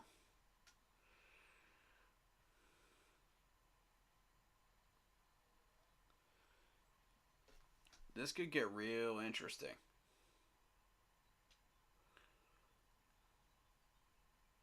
Edge rusher, corner. Okay, see, the Bengals would take an offensive tackle probably. The Steelers would take an offensive tackle probably. The Dolphins would take a lineman probably.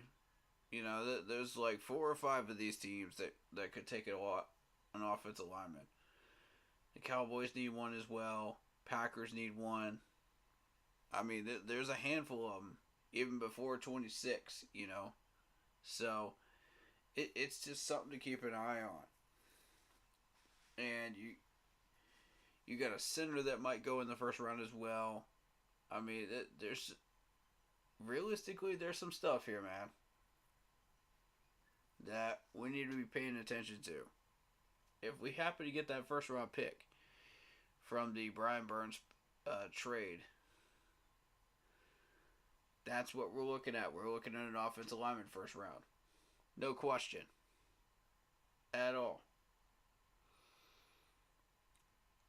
It's not even a question. It's an offensive line pick. I am dead set on that.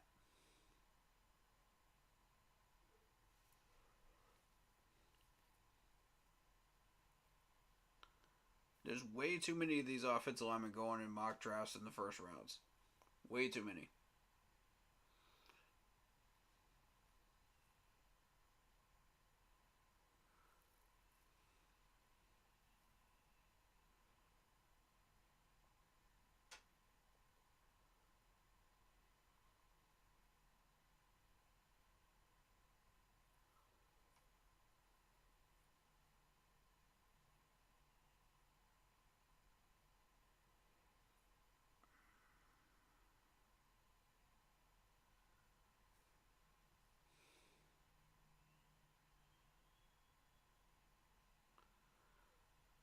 Mark your calendars. The draft is on the 25th through the 27th of April.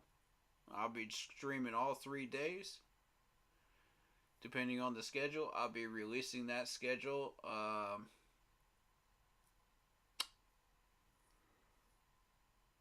towards the 20th.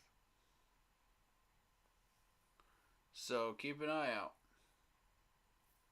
As soon as I know that schedule of when they're going to be broadcasting that NFL draft, I'm going to be putting it out there. I'll pin it to the Facebook post so you guys can see it. We'll have it out there for you. Alright?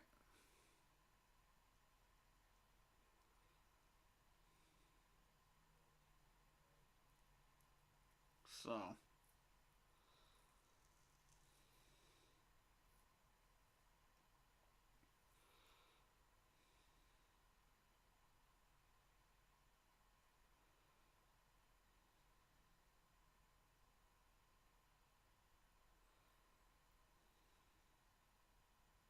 I think Xavier Thomas could be an option as well. Cedric Johnson could end up down there at 33. There's a lot of different options at 33. But I'm gonna double down, and I'm gonna say if we get this first round pick from a Brian Burns trade, then it's got to be an offensive lineman. First round. No question. For sure. I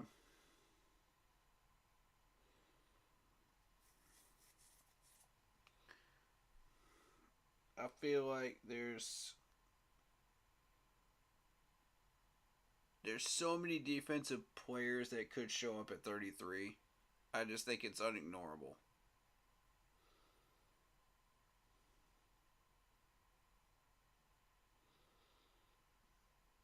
Let's see what's going on.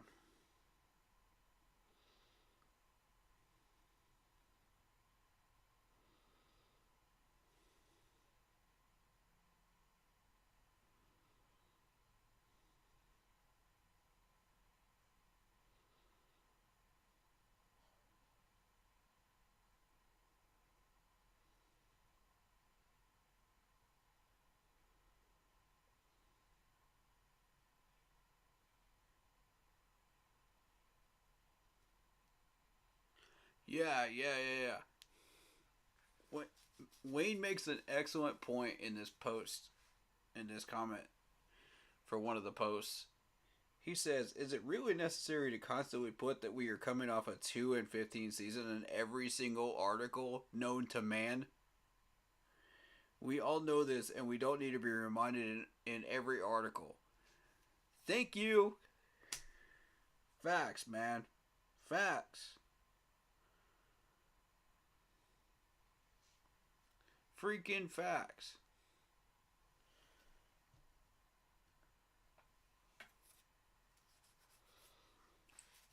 You know, and I'm not picky about that, but it does get really, really annoying. I'm not even gonna lie. Like, really annoying. So, my whole thing is, why are you raising the prices on the tickets after a 2-win season, though? That's what pisses me off. I'm not even going to these games and it pisses me off. Okay? Like, for real. Why? There is absolutely zero reason to raise tickets prices after a 2-win season. Zero reason. I'm sorry, but no. And this whole training camp escapade, man. Like, it. Look, man.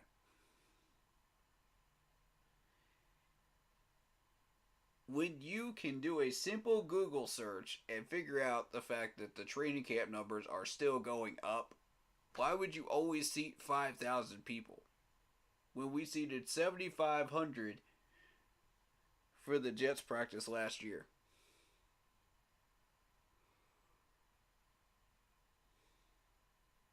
Nah. Y'all need to read this. Hold up. Do you think, who is that? I can't see because there's emotes. The emote thing is there. Bump the chat so I can see it.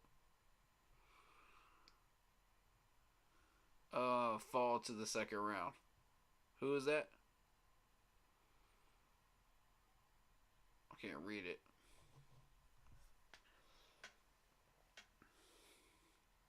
Hold up.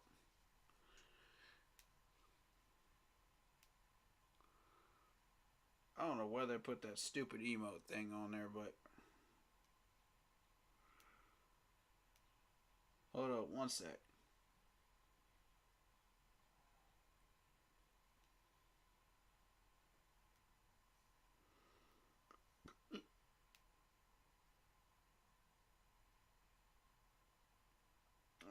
Do you think ALT?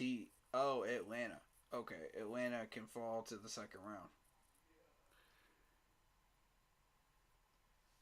Or are you talking about a certain player? Oh, it's ALT. I'm dumb. I'm dumb. Okay. All right. So you're talking about a player. My bad.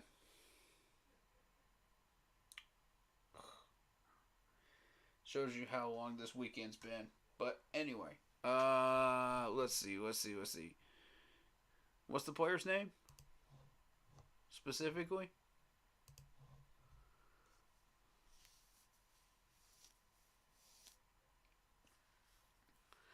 But yeah, these are the proposed rule changes that are on the screen right now. And I want to get people's opinions on this. Um,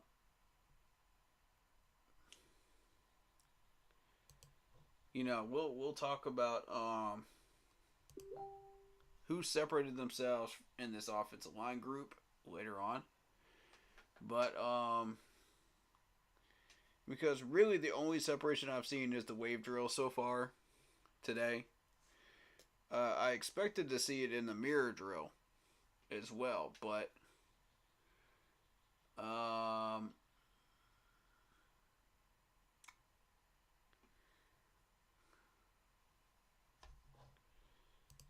yeah, what do y'all think about this?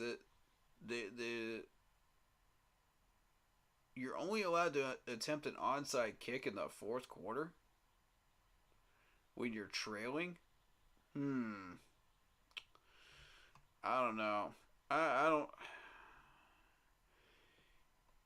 You have to declare that you're kicking an onside kick. And then you're not allowed to leave the 40 and the 35 until the ball is touched. Okay, that one I don't really have a problem with. That was kind of a thing already. Team gets it at the 35. I mean, that was a thing already anyway. Receiving team gets it at the 20. If it rolls into the end zone, that's kind of new. Now, that's what I kind of wanted people to comment on. Let me know what y'all think about that. I don't know that this onside kick is going to be approved. That's my thing here.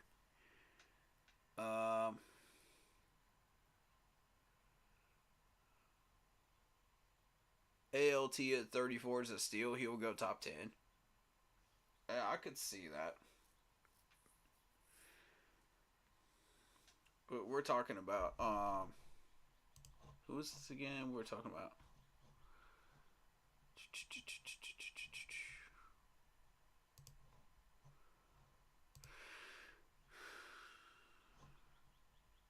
remind me who this is.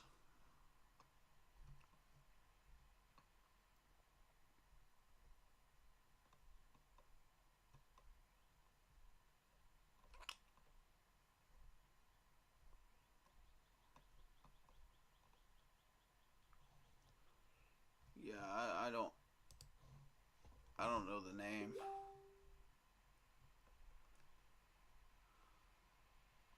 Let's see these updated 40 times.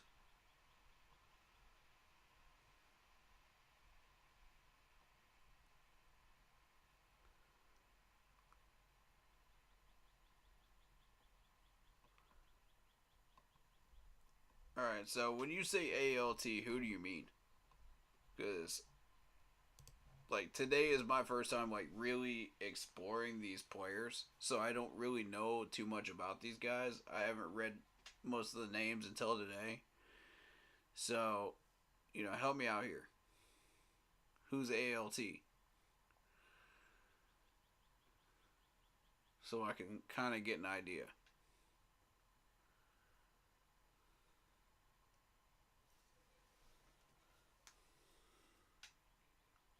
Check my messages. Let's see.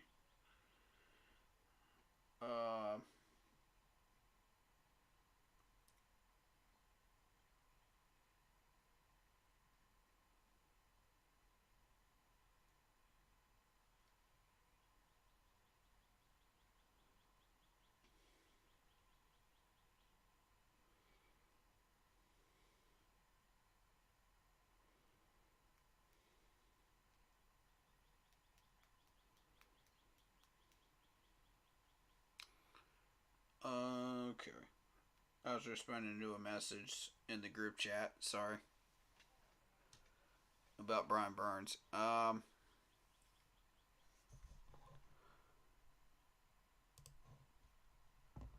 So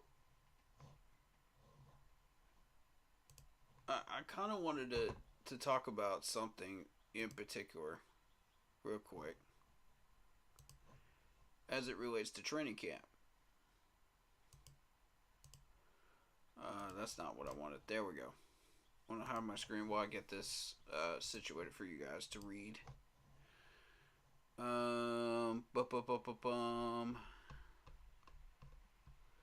Because we do need to address it. It's important.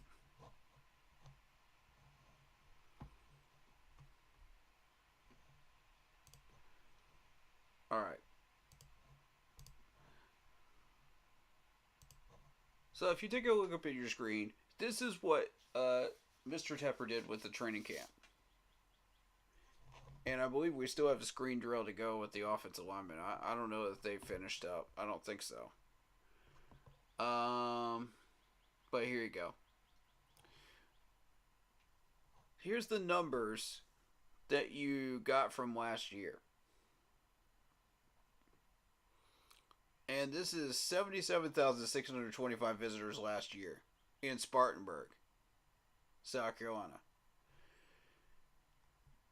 And the year before that, it was 49,000. The 49,000 is coming off the second year since COVID. You know, so really good numbers. Really happy with that. You know, so we're starting to get those numbers back up. All right, so keep in mind, these people spent $8 million in connection to the training camp, supporting 174 jobs, generating $1.8 million in local and state tax revenue to the state of South Carolina. Now, you know, unrelated to this, you got $10.4 million that was also brought in with sports tourism. You know, that brought in 180 jobs and supported 230 additional jobs and generated $2.46 million to South Carolina state and local tax revenues. So, now in looking at this, you had 77,625 visitors. That's a 60% increase from last year. 60% increase. We had 7,500 people in there for the second Jets joint practice last year. 7,500. I was part of that. I forget who else was with me. I think it was just me, though. I don't remember. But I know it was 7,500. And Blitz got to go down there once. My buddy David Screws got to come down there once, you know, during that training camp month of 21 days. So, you know, our numbers were counted.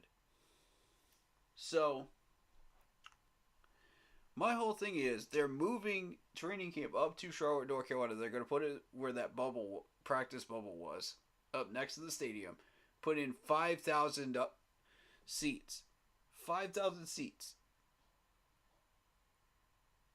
Now, I'm not a mathematician, but that does not add up, folks. Now, how in the heck does this make sense? Please tell me how this makes sense when those numbers are only going up. All you're doing is replace the North Carolina people with the South Carolina people. Realistically, beforehand, you had the North Carolina folks coming down here to South Carolina and paying for the hotels and paying for the food and paying $8 million, right? So now you got South Carolina people going up to North Carolina to Charlotte, which is making Charlotte richer and the poor poorer up in Charlotte, which I don't support, by the way. That city's already big enough. Stop pushing all them big things like that, man. Y'all gotta slow it down. Because you're increasing the homelessness rate. It's bad. The slums are getting bigger up in Charlotte. It's bad, man. So my whole thing is like, okay, one, how are you gonna build 5,000 seats and not and have 7,500 people up in there? That ain't gonna work. That's for a joint practice day. Imagine what a regular practice day looks like. Probably 4,500, probably 5,000 on average. On an average day. You might see 5,500 per day. That number's only going up, folks, because now you got North Carolina people that never got a chance to see training camp going over there. It's not going to go down. It's only going to balance out, and it's only going to go up.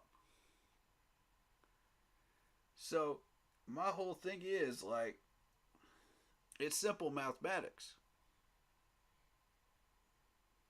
You know? And I'm really frustrated with that.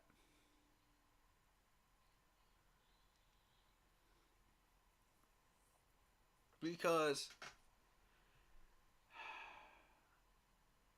and the second issue is the parking. The second issue is the parking. How are you going to handle parking up in Charlotte? You're going to charge people an arm and a leg and a torso and their firstborn child up there in Charlotte? Like you do for actual games? Yet the training camp is free? Oh yeah, people are going to pitch a fit over that. Plus, the restaurants are more expensive up in Charlotte. The hotel lodging is more expensive up in Charlotte. And you took all of that revenue out of Spartanburg, South Carolina, and you put it up in Charlotte. So all of those boosts in sales and hotel room costs that people would have been putting in, that revenue, is now going up to Charlotte.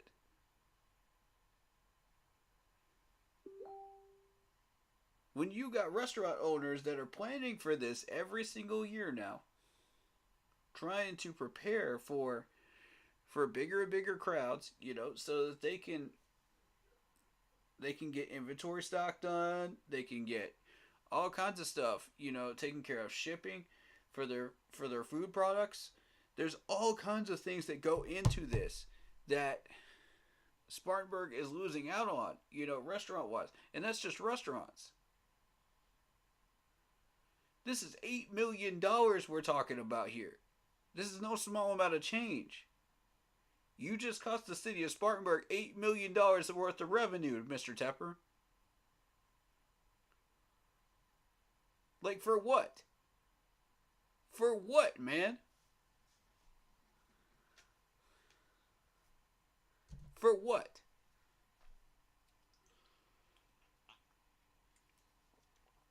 Now you gonna tell me a man that makes that much money with billions of dollars, that's just spending. He's got BMW type money that he can just spread around. It's like a paperweight to him. You gonna tell me somebody that's that smart, that made that much money, is now gonna start acting stupid with his money?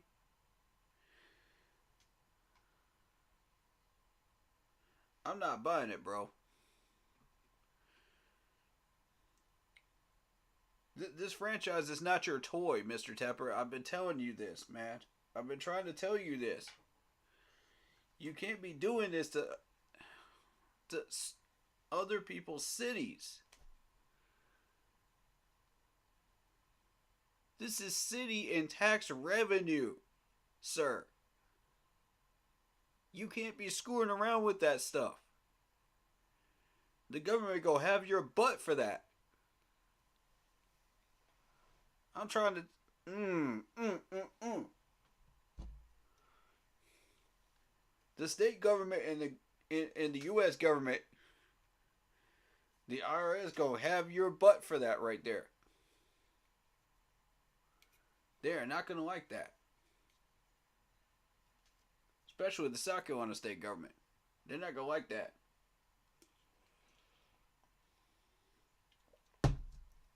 I'm talking about some big wigs up in the South Carolina state government. Are not gonna like that. And you continue to do this stupid stuff, man. You continue to cost cities money, restaurants money, all of these people money. $8 million, bro. $8 million.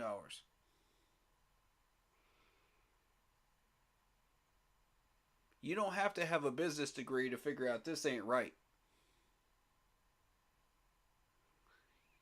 You don't have to have an event planning certificate to figure out that this is not going to work.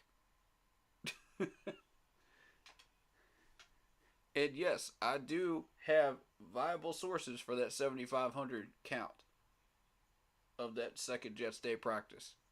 I was there. They announced it too, to everybody there. I can prove it. I'm not just pulling that number out of my butt.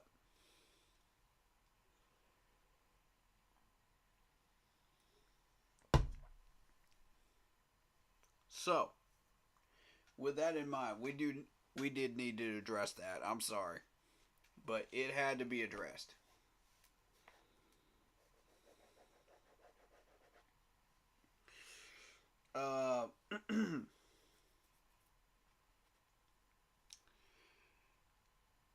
So let's get down to business. Day 3 summary. As far as the long pull, the deep pull, the short pull, the pass rush, drop drill, and the mirror drill, you didn't really see any separation in the second group. It was only in the wave drill, really. And I addressed some of those names earlier on in the stream. I'm going to go back in the VOD and we're going to talk about them in the recap stream at some point down the road.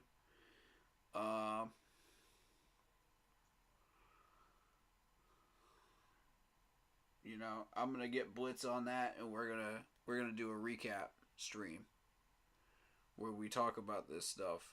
Plus a few other issues that might come up here in the month of March. So you'll see a stream on that.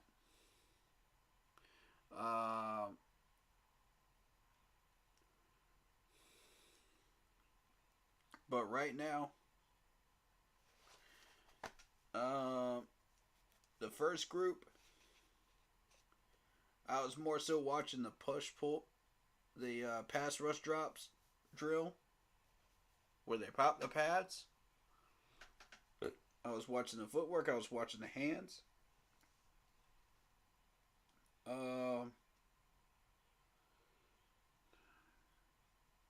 A lot of people are high on Keegan right now.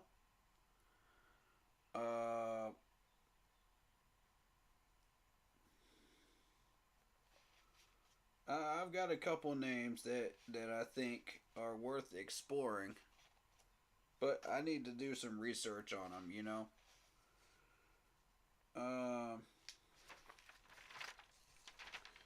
Realistically,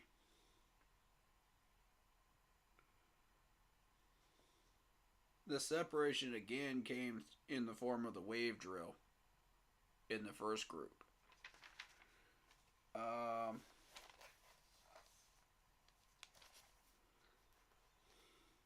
There was a very, very small separation, but it was there. And you could tell by the footwork, you could tell by the hands, you could tell by the sidestepping technique that they were using. You know, and the adjustment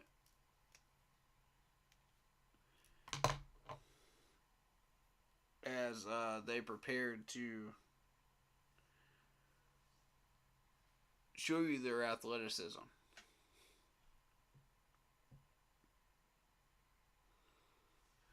So it's a lateral movement, it's a backwards move, back pedal movement, and then you run forwards, and then lateral, lateral, lateral, lateral. So it's a lot of that lateral movement. So they're testing your hips, they're testing your feet, they're testing your hands, they're testing all of this stuff. Basic mechanics is what we saw today. And that's exactly what I wanted to focus on, was the basic mechanics. Because if I see some separation, I'm going to go, okay, this group is what we need to target. You know, we need to put them on our radar at 33. Maybe third round, maybe fourth round. Now, in that first group, we're probably looking at 2 or 3 of them. You know, should we happen to get a first round pick out of the Burns trade, which would definitely be a first round offensive lineman. I'm not willing to waver on that anymore. That's got to be an offensive lineman. And I've watched 4 straight days of this now. The number 33 pick needs to be a defensive pick, I think. And then we go back into the third round. This is assuming that we trade for Brian Burns. We trade Brian Burns. If we were going to do that, in that scenario. And we would go and we would get our wide receiver at that point. In the third round. Now, if we don't trade Brian Burns, then it becomes a very, very difficult decision at number 33. We got about 5 or 6 different positions we could choose from at number 33. And it would depend on who drops to us at 33. And Patriots fans, pay attention, because you're in a similar situation right now. You're going to be looking at the same situation we are, where you're going to be looking at a lot of defensive players at number 33, so it might be a defensive pick for you as well.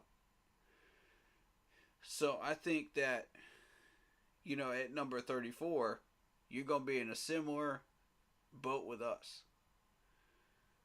So whoever we don't pick, that's who you want to go after. You're going to have your pick at that point of the litter, of whatever's left. So my whole thing is,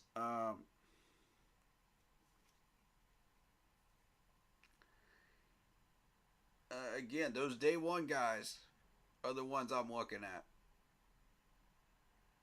Plain and simple. Those are the guys I'm looking at 33.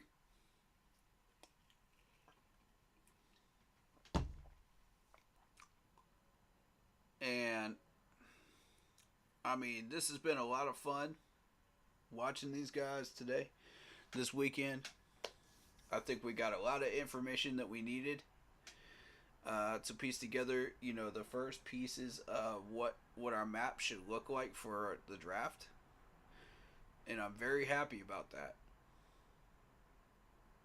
So with that in mind,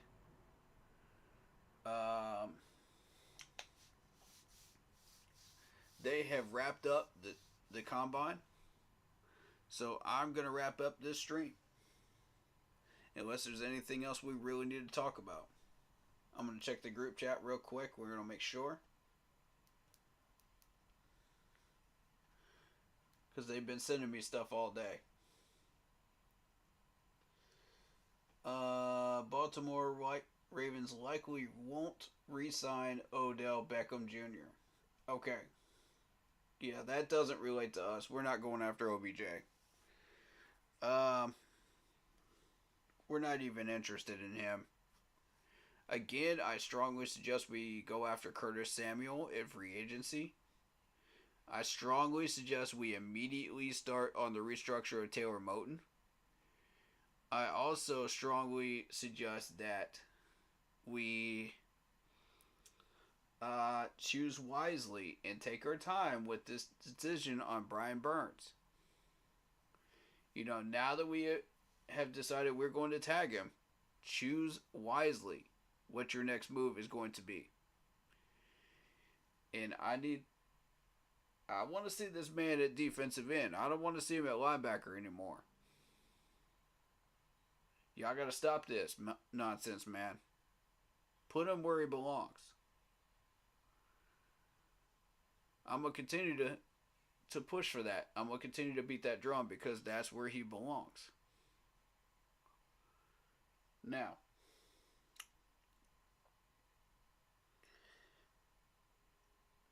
Jeremy Chin, same thing. Put him back at safety. He does not belong at corner.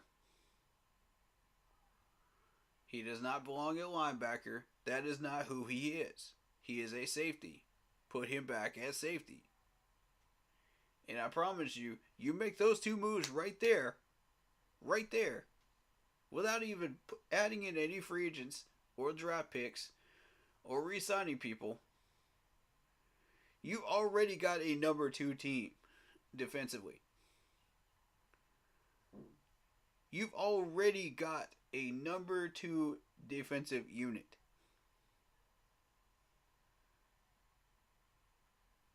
And we're going to be adding pieces too. Make no mistake about that. Do not cut D-Jack. Do not cut D-Jack. You better keep that man here. There is no reason why we need to be cutting one of our main 2 corners at this point. When we have Troy Hill that needs to be resigned and C.J. Henderson sitting behind him. There is no reason. Y'all need to stop this foolishness. Just because he's injury ridden, do not treat him like CMC. Do not pull that nonsense again. I'm trying to tell y'all, management, it's not going to end well. If we toss D-Jack, he's going to go to another team, he's going to stay healthy for an entire year, and he's going to become a Pro Bowler within that system, within a year.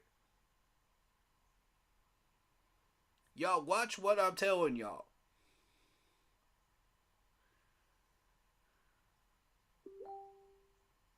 Watch what I'm telling y'all. We got a long list of these people, man. This is starting to really piss me off. I don't want OBJ here at Carolina at all. Keep his bum butt away from Carolina. I don't want him here, man. Oh, we got Steve Smith. Moment already. Right. I feel like with the social media stuff, that stuff don't even matter. I feel like they bring it up, bring it down. So really nothing to pay attention to. Oh, wait a minute now. We got something out there now. Okay, young man. Go get it on the football field. Don't try to be an Instagram star. Be a real star. I can dig that. I like that answer. I like that answer. Well, congrats again, man. Yeah. Really, really cool to see, man. Great job. You want to talk about entertainment value. Nailed it, baby. Nailed it. Our crew nailed it once again on NFL Plus. It was awesome. A couple times. All right.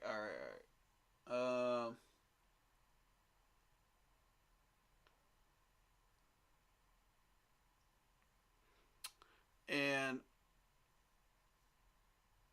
I want to make sure to emphasize that whoever we cut off this team can and will be used against us.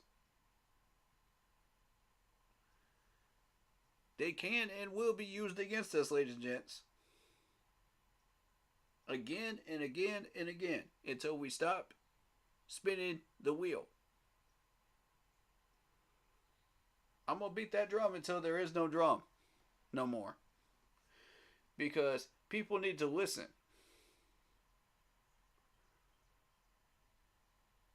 D-Jack stays here. Alright? D-Jack stays here. Y'all need to quit wasting all of this talent and tossing it to the Wolves.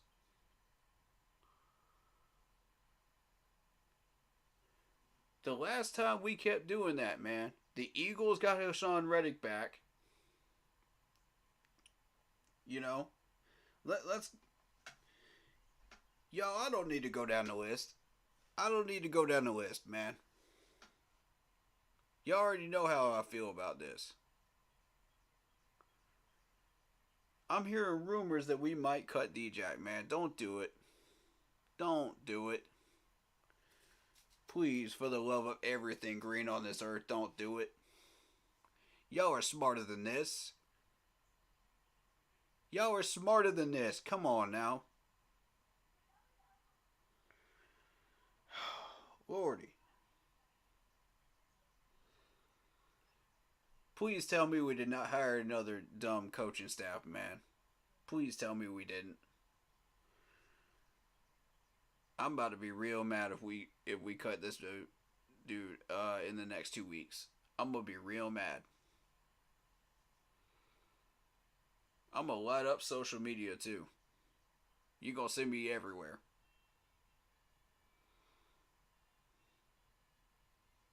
I'm putting my foot down on this one.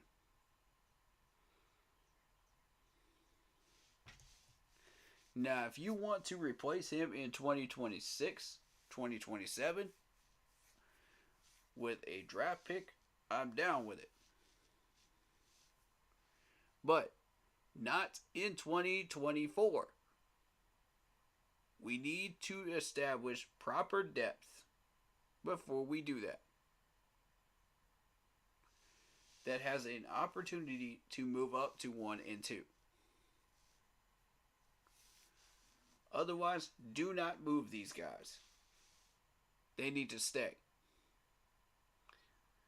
I'm going to be adamant about that. And I don't care who has a problem with it on any YouTube channel. That's how I feel about it. Y'all can come at me with that nonsense, man. Because I'm not wavering. I'm not going nowhere with that. So,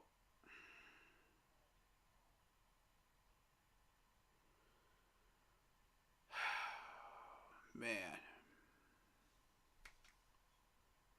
I know that we met with Nate Wiggins, but you got to understand that man had a hip injury on the 40 time too. Attached to it.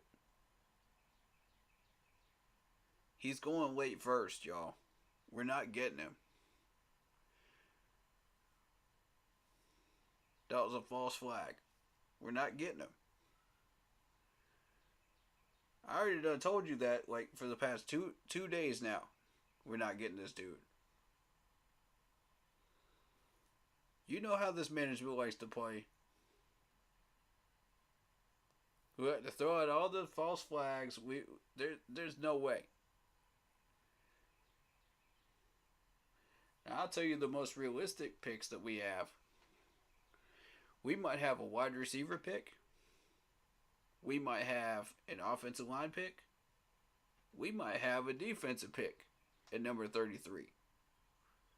We got all the choices of all the positions and needs sitting there at 33. But you know what we have the most of? Defensive. That are going to be sitting on the board at 33. And I'm telling you, if we waste this opportunity, we won't get another one.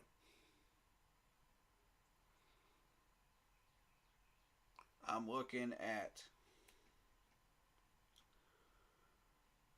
Jeremiah Trotter Jr. I'm looking at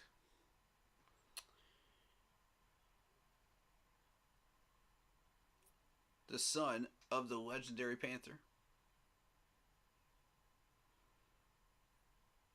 He's going to be sitting there at 33. Y'all know who I'm talking about. I'm talking about several options here, man, at 33. It's all there.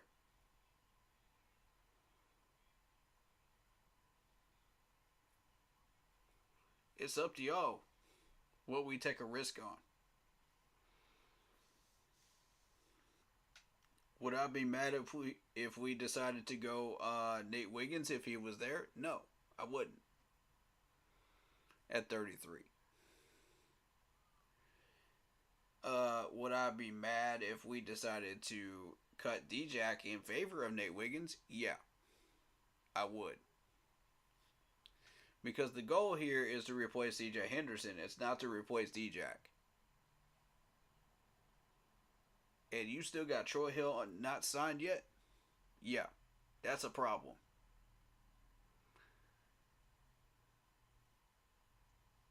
That's not okay. Because that puts us right back where we were. 3 corners. I want 4 corners. Not 3. 4 quality corners. We could have solved this problem last year if we'd have got Hodges Tomlinson like I asked us to. But no, we wanted to be stupid and let this dude slip into the 6th round and let Dallas get him. I warned y'all. I warned y'all about that. But Frank Recht's people don't care. Matt Rule's people don't care. They're too stupid to understand this. Alright, so we got a whole new crew now. This is round 2 of this. Ding ding. Y'all better get this one right. And I'm telling you, if we got to pick up a corner in the 4th or 5th round, fine. In favor of the rest of these positions that we got needs in. I'm cool with that. It's not an immediate need. It's a need, but it's not an immediate need. You know what I'm saying? But if I see an opportunity for us to upgrade there, then we need to take it.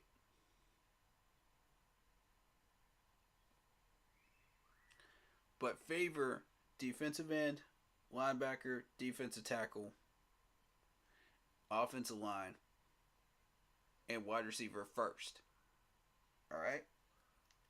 Those 5 positions, favor those first before you go corner. Because we got to have those positions filled in order to survive 2024. If that means we have to sit on CJ for the entire 24 season, that's what we got to do. With D-Jack still around.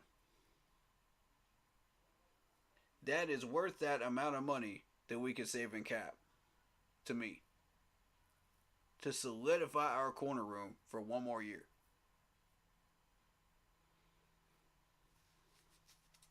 I'm willing to sit on that money.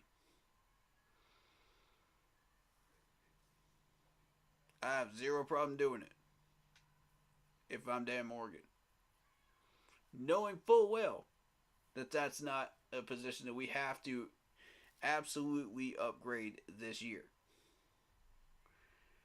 Now next year, once we got more money, we got more draft picks. Yeah, let's address it next year. That's top 3 priorities next year. Once we've already built what we need to build here. Offensive line, whatever else we need to still get, and then corner will be in 2025. Yeah.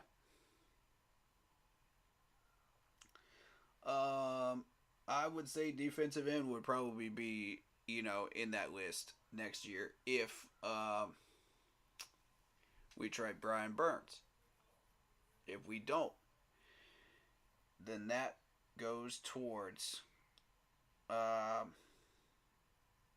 wide receiver, in my opinion, in 2025. If we don't deal with that this year and deal with it the right way. So,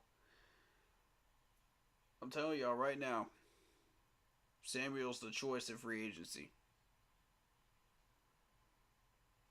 I want Curtis back for $10 million. I want him back. Make it happen, management. All right.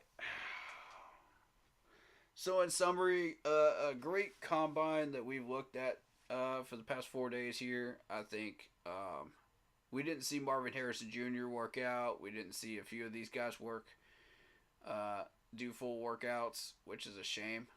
Um, Even despite the 40 times. So I was hoping to see a little bit more of a few of these guys, but it is what it is. Because you can display that speed, but can you translate that onto on the field drills? That's what I'm looking for. And unfortunately, we didn't get a chance to see those particular players. So that's all right. We learned a lot about these players, and I'm very happy with what we learned. So now we've got something that we're confident with, and we can officially do something with to map out a draft board at some point down the road. So it's the beginnings of that map. We're putting down the first layer, We're putting down the first mile markers. So what that's going to look like at the end of April, we'll see. There's going to be a lot of mock drafts. There's going to be a lot of people debating about certain players that we should draft at 33. I'm going to have my opinions. Everybody else is going to have theirs. The important thing is we all respect each other during this whole process. Let's get along. We're one big family. Let's start acting like it. Don't fight amongst each other. Healthy debates are encouraged. But let's not fight each other, man. That's not it. I care about all y'all. And I love my Panthers family, man. Let's show respect towards one another. That's the biggest message I got for everybody, in the next couple months. Because it's going to be a heated debate. I'm not even going to lie to y'all. It's going to be a nasty debate coming up for number 33. And there's a lot of options on the table. And a lot of things we need. So, I'll let y'all come up with your own opinions. We're all going to try to get on the same page. It's not going to be easy. But if we can all come to a consensus, or a majority consensus, that'll work, man. So much love to everybody. Shout out to the real Sunchild. Shout out to Louie with his New England Patriots, man. Best of luck to y'all at 34. I hope you find the best player that you think fits your franchise as well. Shout out to Chiefs Kingdom. Much love on the Super Bowl, man. Much love. Congrats. And I hope that you guys find who you're looking for as well. Shout out to Broski Bear with his Chicago Bears. Best of luck to y'all. And shout out to all the content creators that are about to be doing a lot of work in the next couple of months. It's a lot of work. But if we stand together as one family, I'm sure we can find the right fit for this team to make this roster as beautiful as we want it to be. So,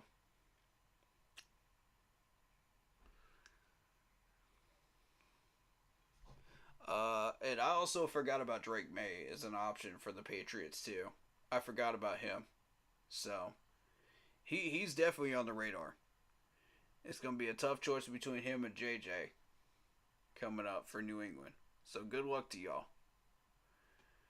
Hope you find the right guy that fits your system. But yeah.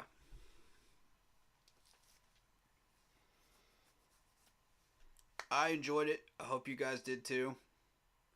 Pound that like button on your way out. You know how this works, man. You know how we do.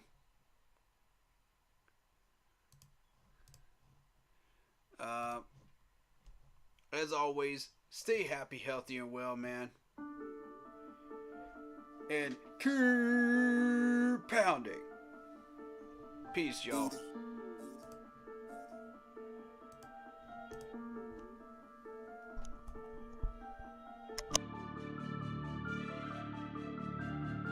Madden Monday coming on Monday. Don't miss it. We're going to be doing it sometime this week. It's not going to be on Monday, but we're going to do it sometime this week, y'all.